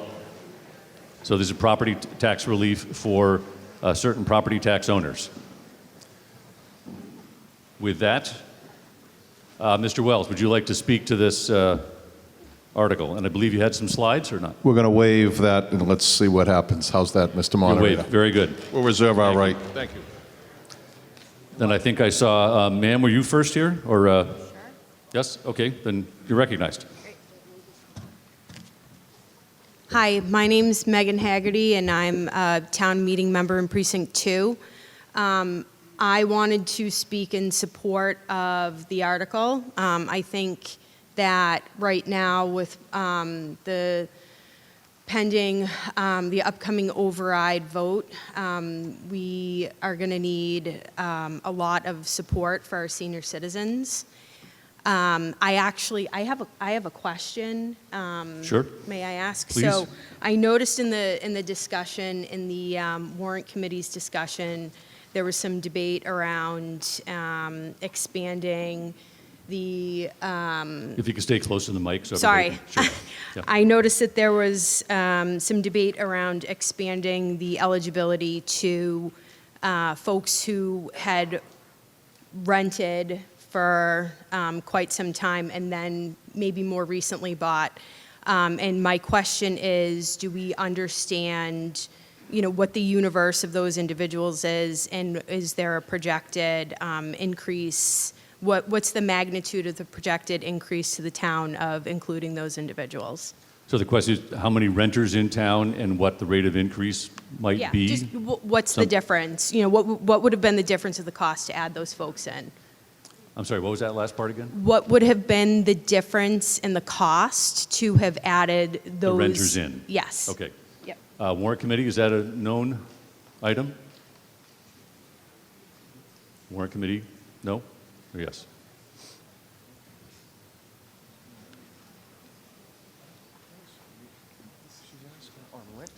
It only applies to property owners.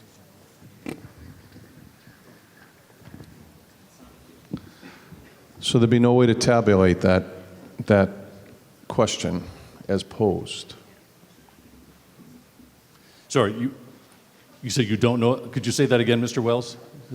How would you, there's no way to tabulate that. How would you tabulate that? You're talking about renters. How would you?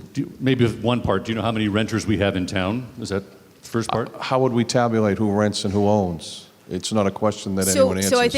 So I think the discussion was potentially including folks who had rented in Milton for a short period of time and then became homeowners with the total amount of time equaling at least 10 years. I just didn't, my question was the magnitude of that population analyzed in the debate? Like, was that factored in? And it doesn't have to be precise. I mean, was there a range? Mr. Milano, you recognized? Thank you, Mr. Moderator. Nicholas Milano, Town Administrator. We did discuss it with the warrant committee. It's hard to put a number on that. What we know for certain is that in tax year 2022, which is the year we have data for, there are about 415 filers in Milton who qualified for this exemption. Now, what percent of those people may have rented before they owned, we can't put a number on that. And it was drafted to require that they have been homeowners. So that is the requirement, that they're domiciled and have owned a home. There's no real way to kind of parse through those numbers to get to what you're looking for. Thank you. Okay, thank you, Mr. Milano. With that, Mr. Furse, you're recognized. Thank you. Brian Furs. I rise to support this article, but I do have a couple of quick questions for clarification. One is regarding the quote here about the $30 per year. Just curious about, from the 400 and some odd potential filers, how many were assumed to be filing? Was that 400 or was that half of them? So how do we come up with that $30 number? And my second question was just around the balance of the town covering. Was there any consideration given, and at some point could there be consideration given to having these properties pay that difference at some point, perhaps at sale or transfer in the future through some sort of lien? Those are my two questions. Thanks. Thank you. Mr. Wells?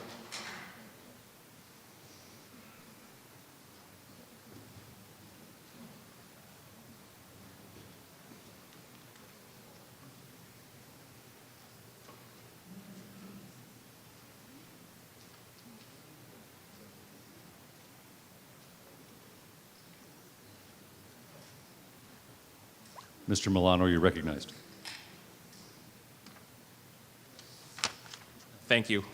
So we had looked at how this is utilized in other communities. To your first question, there are a number of communities that have implemented it, some more recently than others.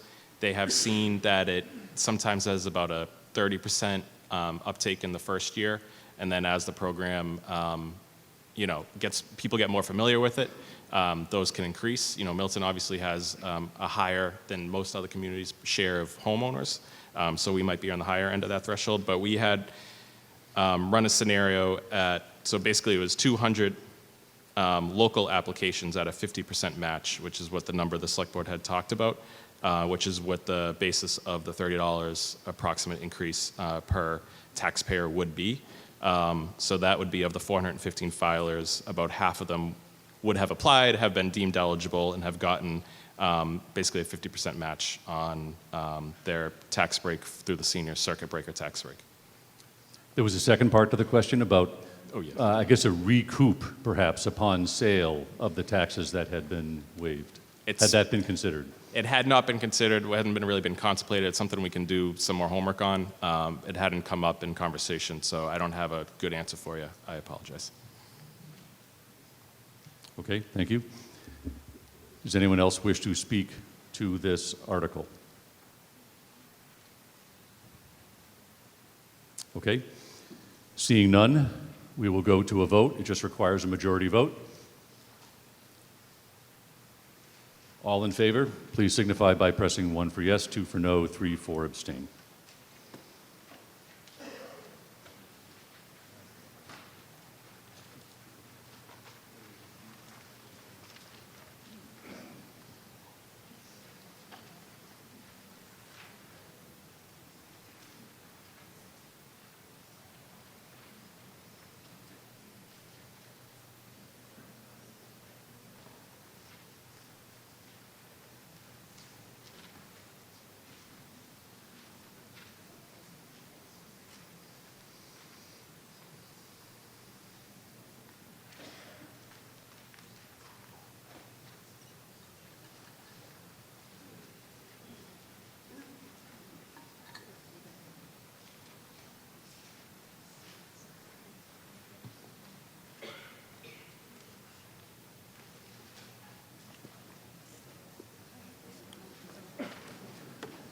This passes by a majority vote of 218 yes, 5 no, 1 abstain. Thank you. Just a minute, please.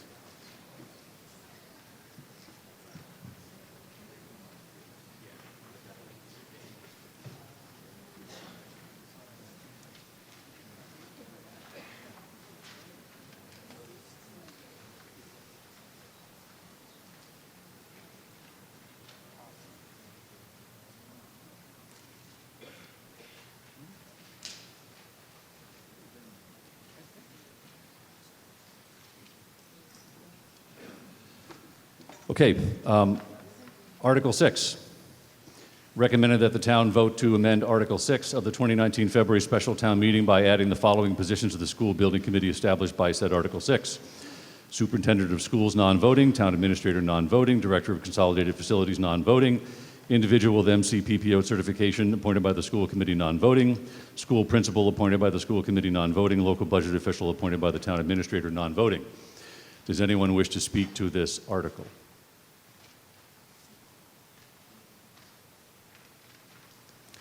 Seeing none, just requires a majority vote. All in favor of Article 6, please signify by voting 1 for yes, 2 for no, 3 for abstain.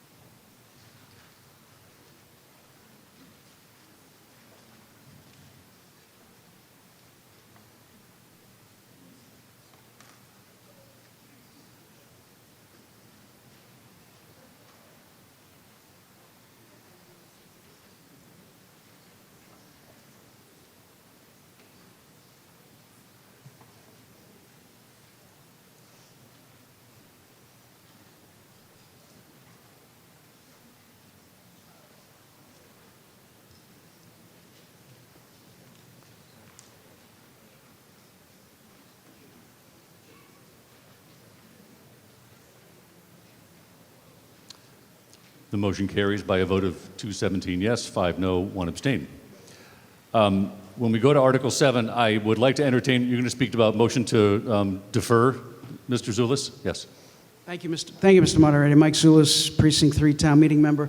Mr. Moderator, I would move to move Article 7 to the end of the warrant because the chair of the school building committee is out of town tonight, and we'll be wishes back to speak tomorrow to night. this tomorrow, right.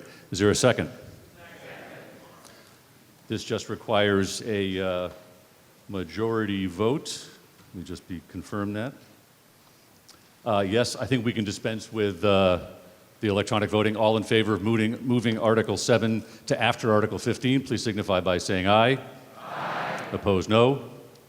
It's unanimous. Thank you. We will go to Article 8. Article 8, recommended that the town of Milton appropriate the amount of $3,500,000 for a renovation project for the 3rd and 4th floors of the Cunningham School, 44 Edge Hill Road, Milton, Mass., and that it meets that appropriation. The treasurer, with the approval of the select board, is authorized to sell and issue bonds or notes of the town, etc. This requires a 2/3 vote. I'd like to recognize the chair of the school committee. Ma'am, are you ready? Okay, just getting your slides ready. I think we snuck up on you by skipping ahead.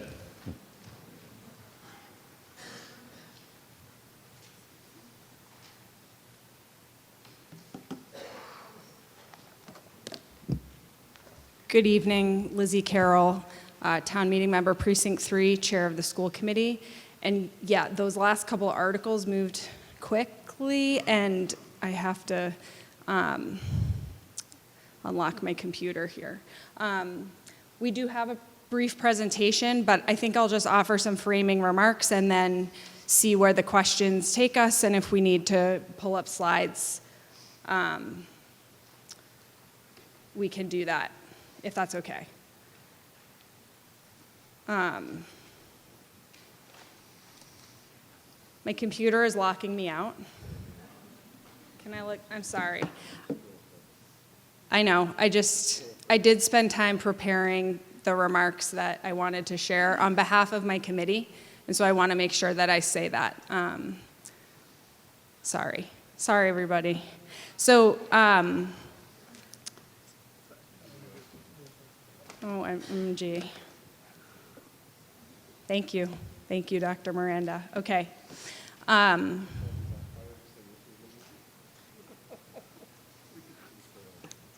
Thank you. Okay. All right. So first, I just want to start by appreciating the support of the Warrant Committee, the Capital Improvement Planning Committee, and the Select Board for this article, which has been the result of a lot of hard work over the past 2 years. I want to acknowledge a lot of effort by our former chair of the Facilities Advisory Committee, Mark Loring, our current chair of that advisory committee, Anna Varghese, our superintendent, Dr. Peter Burrows, and Tom McCarthy. Director of Consolidated Facilities for the town. The excellent comment from the warrant committee really provides a very thorough summary of how we arrived at this point, coming before town meeting now to request this $3.5 million that would allow us to begin the work on the renovations at Cunningham this coming summer. That would provide much needed classroom space beginning next fall. And so by bringing this article forward here at the February town meeting, we are able to expedite the helpful impact of this investment in our town's facilities and support our students and educators immediately with some relief of the overcrowding. In the first place, we began exploring this option of renovating the third and fourth floor at Cunningham and Collycott to respond to feedback that we had heard from our educators and our school leaders throughout all of our elementary schools, but specifically at Cunningham and Collycott, about the negative effects of what has by now been well documented severe overcrowding in those school buildings. I do want to acknowledge the nuanced context that caused the school committee to actually reconsider this article before ultimately bringing it forward tonight. We originally approved the request in October and then voted to officially submit this article in January. We then reconsidered it as recently as today. As we're all surely aware, Milton is in dire need of an operational override, and the work to prepare for that has already been underway. Per the Select Board's decision last week, we will be voting on our April 29th election day and then at our annual town meeting in May on this operational override. And there will be much more information forthcoming over these next 2 months. The school committee's number one priority is to work toward passing the override that we need to maintain services for our students and to protect Milton employees' jobs. We're actively working to close the projected budget gap for this current fiscal year and are finalizing our FY26 budget request in cooperation with the Select Board. We want to ensure the public understands, along with obviously all of town meeting, that like all capital funding requests, this funding request is completely separate from the operational budget.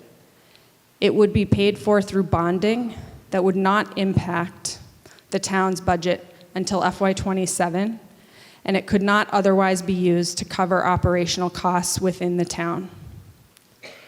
Even though this capital request and the pending override request address different needs of the schools and come from different funding sources, the school committee would like to emphasize that if any town meeting member feels like you can only support one funding request for the schools this year, we would ask you to please reserve your support for the operational override this spring. As vital as these overcrowding solutions are to ensure the quality of our children's education and the quality of our schools, which impacts the quality of life for all of us in Milton, our ability to sustain operations as a school district in town must be the top priority. That said, we know that the existing space issues within our schools are urgent and long-standing. They are damaging our kids' education every day, making life more challenging for our educators every day. And we believe this request is our best short-term solution to helping provide some relief to our students and our teachers. As I mentioned, we do have a brief presentation. We'll hold it for right now. If you have questions about more details of the project, we can answer those. Thank you. Does anyone wish to speak to this article? Yes, ma'am, you're recognized. Sheila Varela, town meeting member, Precinct 8. So I'm a bit confused because it's my understanding that this money for the renovation of the Cunningham is capital. So why are you saying that you don't want to go forth with it if it's capital? Because capital doesn't add to operational. Ms. Carroll. Thank you. Let me be crystal clear. We are going forth with the recommendation. We appreciate the support of the warrant committee, the select board, What I'm trying to explain on behalf of the school committee is that we take very seriously the concern that we need to stay focused on the operational override in this moment. And so we are sticking with this request, which is why we are here seeking your support of it. The point I was trying to make is that if anyone out there is feeling like, you know, our schools have too many needs at this time, which is the truth. We have needs. We have a variety of needs. We have overcrowding that we need to address. We have a structural deficit built into our town's budget, which is also impacting our school's budget that we need to address. So we are just trying to acknowledge the complexity of this moment for our town and for our schools. And so having paused to really make sure that we should and would still seek this funding, this $3.5 million in capital funding to support this renovation project. We did consider that, and we have chosen to move forward with this request, which is what we're here to talk about. So does that answer your question? Does anyone, was that clear? Ms. Varela, did that answer your question? Yeah, just for a brief follow-up. I appreciate that and I understand it, but for people at home and in the town who are already, you know, all of a sudden starting to pay attention to the operational override, un poquito, I think it's going to be confusing because capital and operational are different. And I respect what you're doing, but I think it might be confusing to them that they might think that capital can be used for operational. So well, that's why, just clarify that. Yeah, thank you. That's why I did say the reason we're proceeding with this request is based on that clear understanding. Good, so people know which is that. important, as I said, for both the public and obviously town meeting. You know, and some of our newer town meeting members may have less experience navigating the difference between capital requests versus operational. And so, yes, it can't be underscored enough. So thank you for Thank you. following up on it. But yes, Okay, thank two you. separate buckets of money, two separate sets of needs for our district. Thank you, ma'am. Ms. Swenson, you're recognized. Yes, I just had a comment. Is that okay? Yes, please. I wanted to support this article. Can you hear me okay? Denny Swenson, Town Meeting, Precinct 5. I just wanted to stand in support of this article. You know, I've heard about space issues for many, many years. This falls under the capital column, so it's really okay to support this. It provides needed space for our youngest children, and it does so quickly. So please join me in supporting this article. Thank you. Thank you. Sir, you're recognized.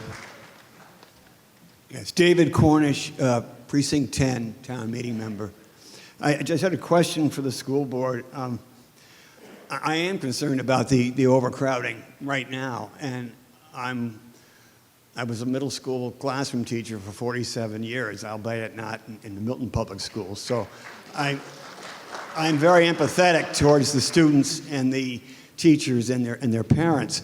But I'm wondering if you've considered renting and putting up a temporary modular classroom building on the property that you've acquired from the Lamb Estate. I mean, I worked at an independent school many years ago, and they put up a temporary modular building that really lasted quite a few years before they got the funding to build a permanent building. So I'm just wondering, rather than spend $3.5 million on renovating Cunningham, you get a modular building that would accommodate all the schools.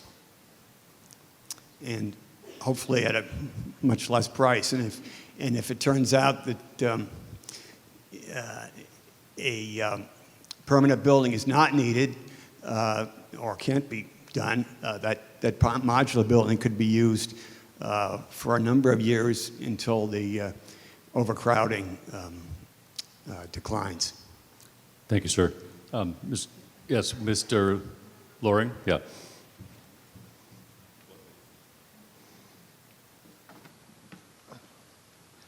Hi, Mark Loring, Town Meeting Member, Precinct 8, School Committee Member on the School Building Committee and the Facility Advisory Committee. The Facility Advisory Committee has looked at modulars. We've not looked at the Lamb Estate. The Lamb Estate is the land that's been identified for the new school construction through the school building as approved by the town meeting. So that has not been looked at for development to like clear it and then put modulars on that. That would create some programmatic concerns given you would need to pull programming from all the other schools where the overcrowding currently exists, put them in there, and so you'd essentially have to create almost a new school temporarily on the site. Then if you then move forward with building a new school, what do you do with the kids on site? So it creates some complications in terms of using the Lamb Estate. We have had discussions of using modular construction at the current buildings. The issue there, again, is just land at Tucker, at Cunningham, Collycott especially. Glover has a little bit more, but that would only support Glover. What, as the facility advisory, we really looked at was that the Cunningham fourth floor is current space, permanent space within the building already that is not being maximized. So our goal was to utilize how do we best maximize current facilities. The fourth floor is not developed, could be developed through this plan. And so the goal is that it both addresses kind of the short-term facility needs. We can move forward on that this summer, as well as provide a long-term capital asset to the school district, to the town, to utilize kind of in perpetuity. And it would do so at a site that has the most severe overcrowding issue right now, which is the Cunningham Collycott, given it houses the most students and across kind of the elementary school buildings. So that is why this project was prioritized. Thank you. Hope that answers. That answer your question, Mr. Cornish? I just want to make sure what you're saying is that it's not efficient to do this, to have a modular building, that you've both cost-wise and functional-wise. Yes, as compared to the Cunningham fourth floor option, we find the Cunningham fourth floor option provides us the quickest, most efficient way of addressing it without creating programmatic challenges to the school department, because obviously the kids are already within the building. We don't have to then transport them to some other place off site. So it's kind of the quickest and best. And again, it provides us a long-term asset. Modulars can last a little while, but certainly not as long as a permanent facility, which obviously the fourth floor is a part of. So would this make the permanent building, you wouldn't have to build as big a building because of the renovation at Cunningham?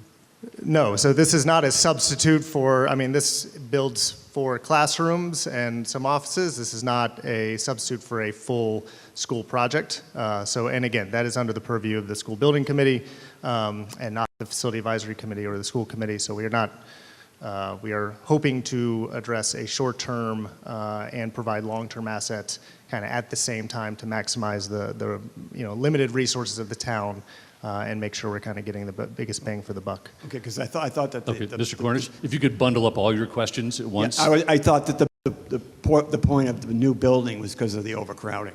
Yes, the point of the new building is the overcrowding. This is a separate project from that project, because the new building through the MSBA process would be several years away, kind of best case scenario, if the town decides to support it at the time. Thanks a lot. Okay, thank you. Mr. Doyle, recognized. Thank you, Mr. Moderator. Arthur Doyle, Precinct 7 member. There are some of us in this room who attended this building when it was Mary A. Cunningham Junior High School. We remember the fourth floor very well because it was our favorite cafeteria. I have a question for clarification. I'd be very interested in knowing if the classrooms are going to be on the third floor or the fourth floor or both floors, and if so, what school grade levels will be on each of those floors. Thank you. Yes, Mr. Loring.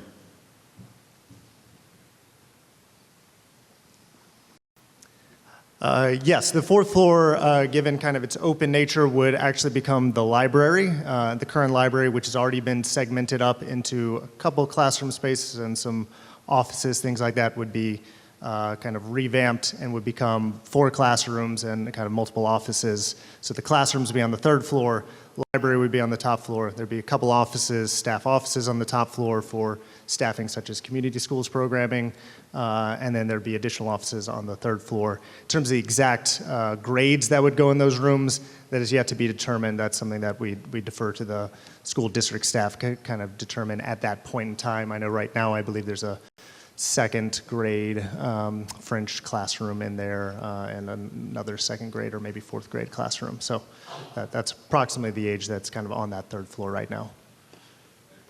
Thank you. Mr. Furs, I think you're next, and then Mr. Kelly. Hi, Brian Furs, Precinct 10, town meeting member. I support fixing our problems in our overcrowding. I have a quick question, and it's because we moved Article 7. I am just curious about what the study for Article 7 is and how it would impact the work that's being done for 8. I'm just trying to connect the two. So if you could just detail that, I would appreciate it. Thanks. Thank you. Yes, Mr. Loring. Yeah, the funding for Article 7 is related to funding for the MSBA feasibility study. So that is separate from this. MSBA is aware of this project.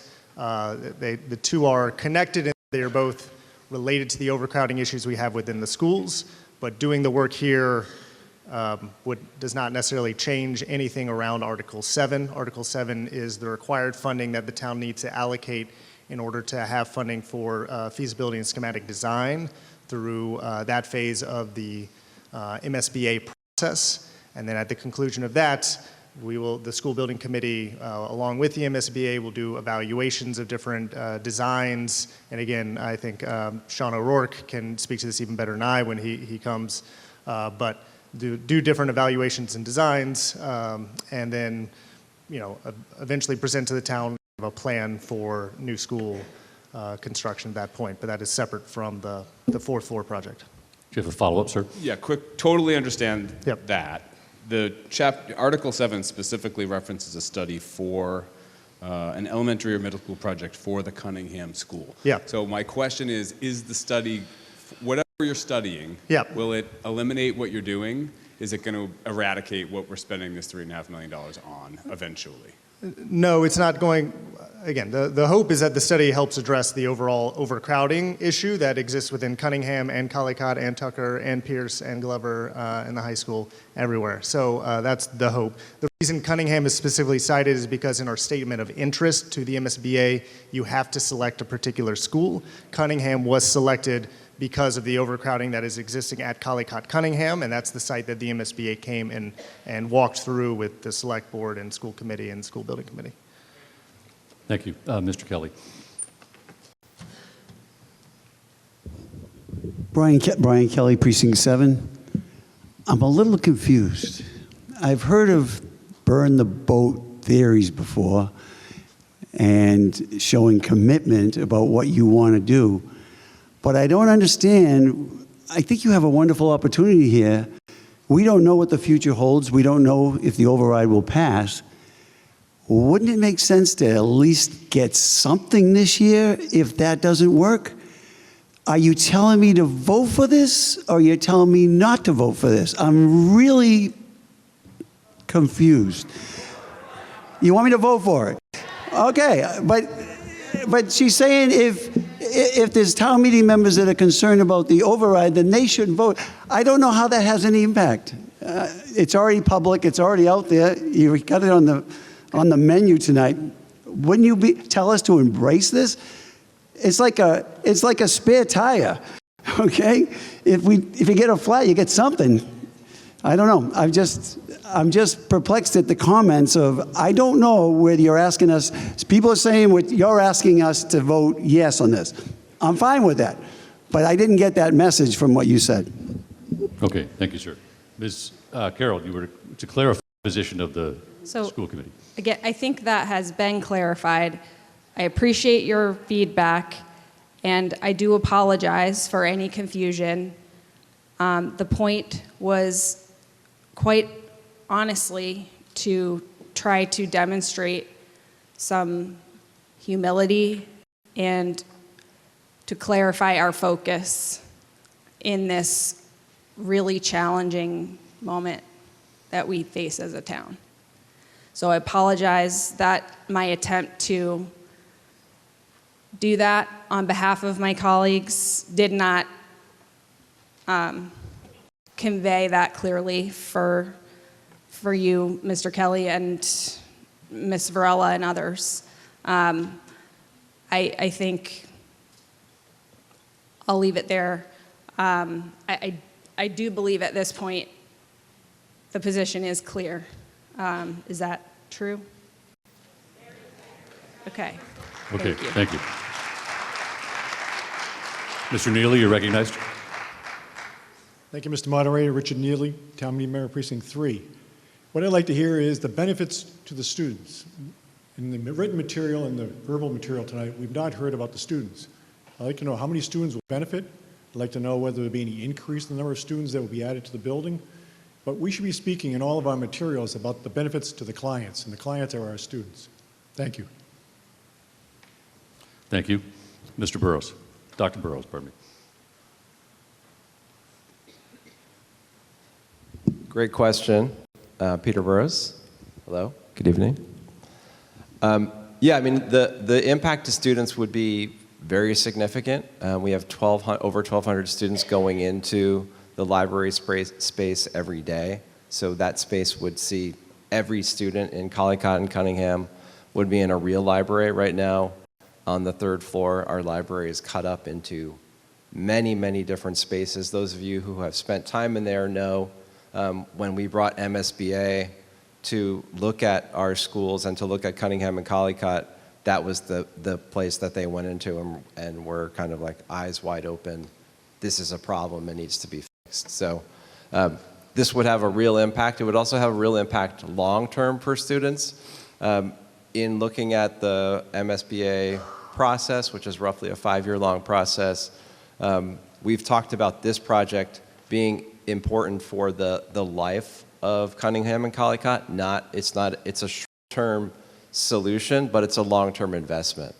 Meaning, if and when a new school is built, this space will be used in perpetuity and will make it a learning space that is highly impactful and meaningful to students. So I think it's an investment that's going to pay huge dividends. Thank you. Mr. Walker, do you wish to speak to this? Leroy Walker, Town Meeting Member, Precinct 10.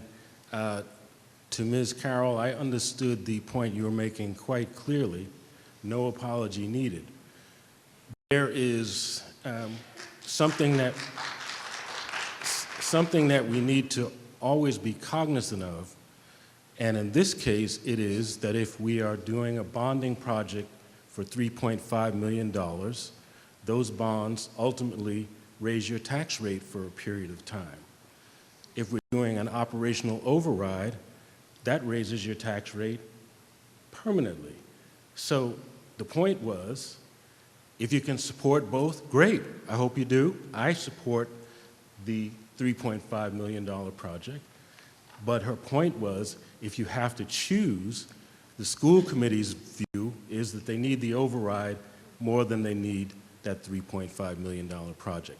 That was the point. I get it. Vote your conscience. Thank you. Does anyone else wish to speak to this article?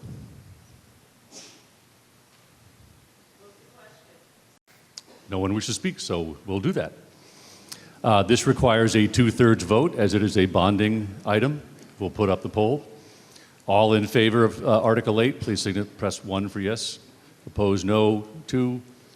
Abstain, 3.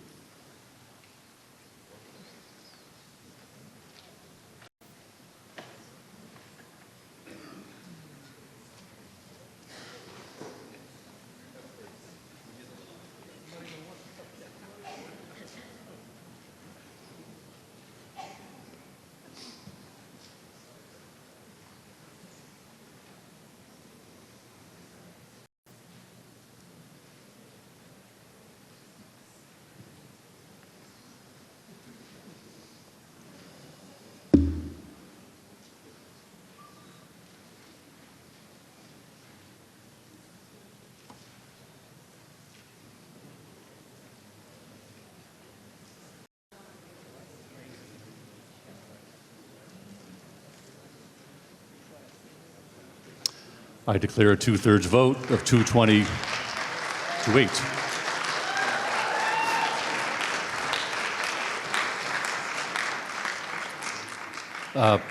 Folks, I have 1025. I've been told this is largely a housekeeping article on 9. If you're up for one more, or you're up for one more. Okay. Then with that, we have a green sheet. The first of the green sheets tonight is Article 9. Everyone have that?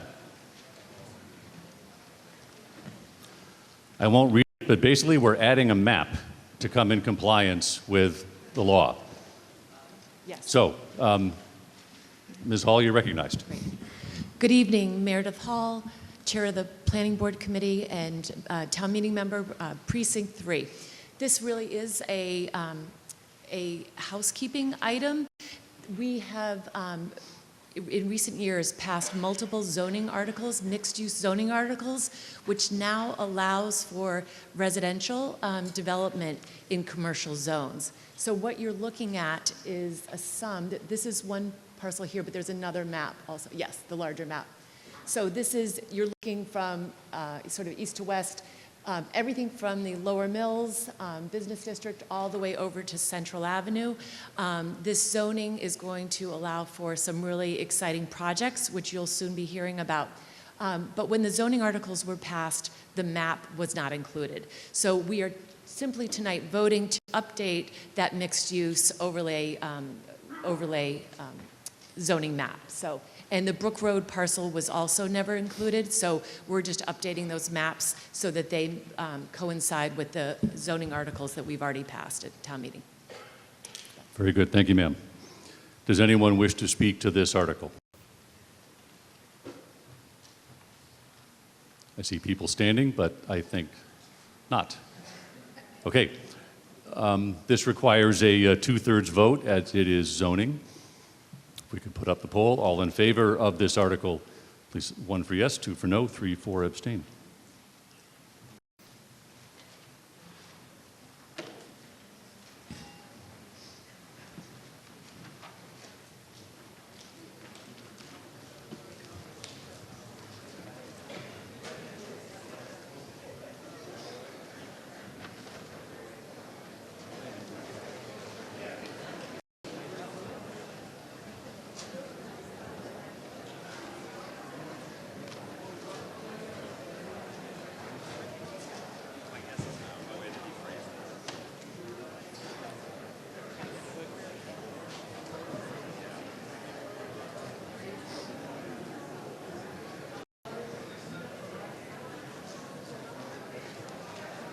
It's what? I got it.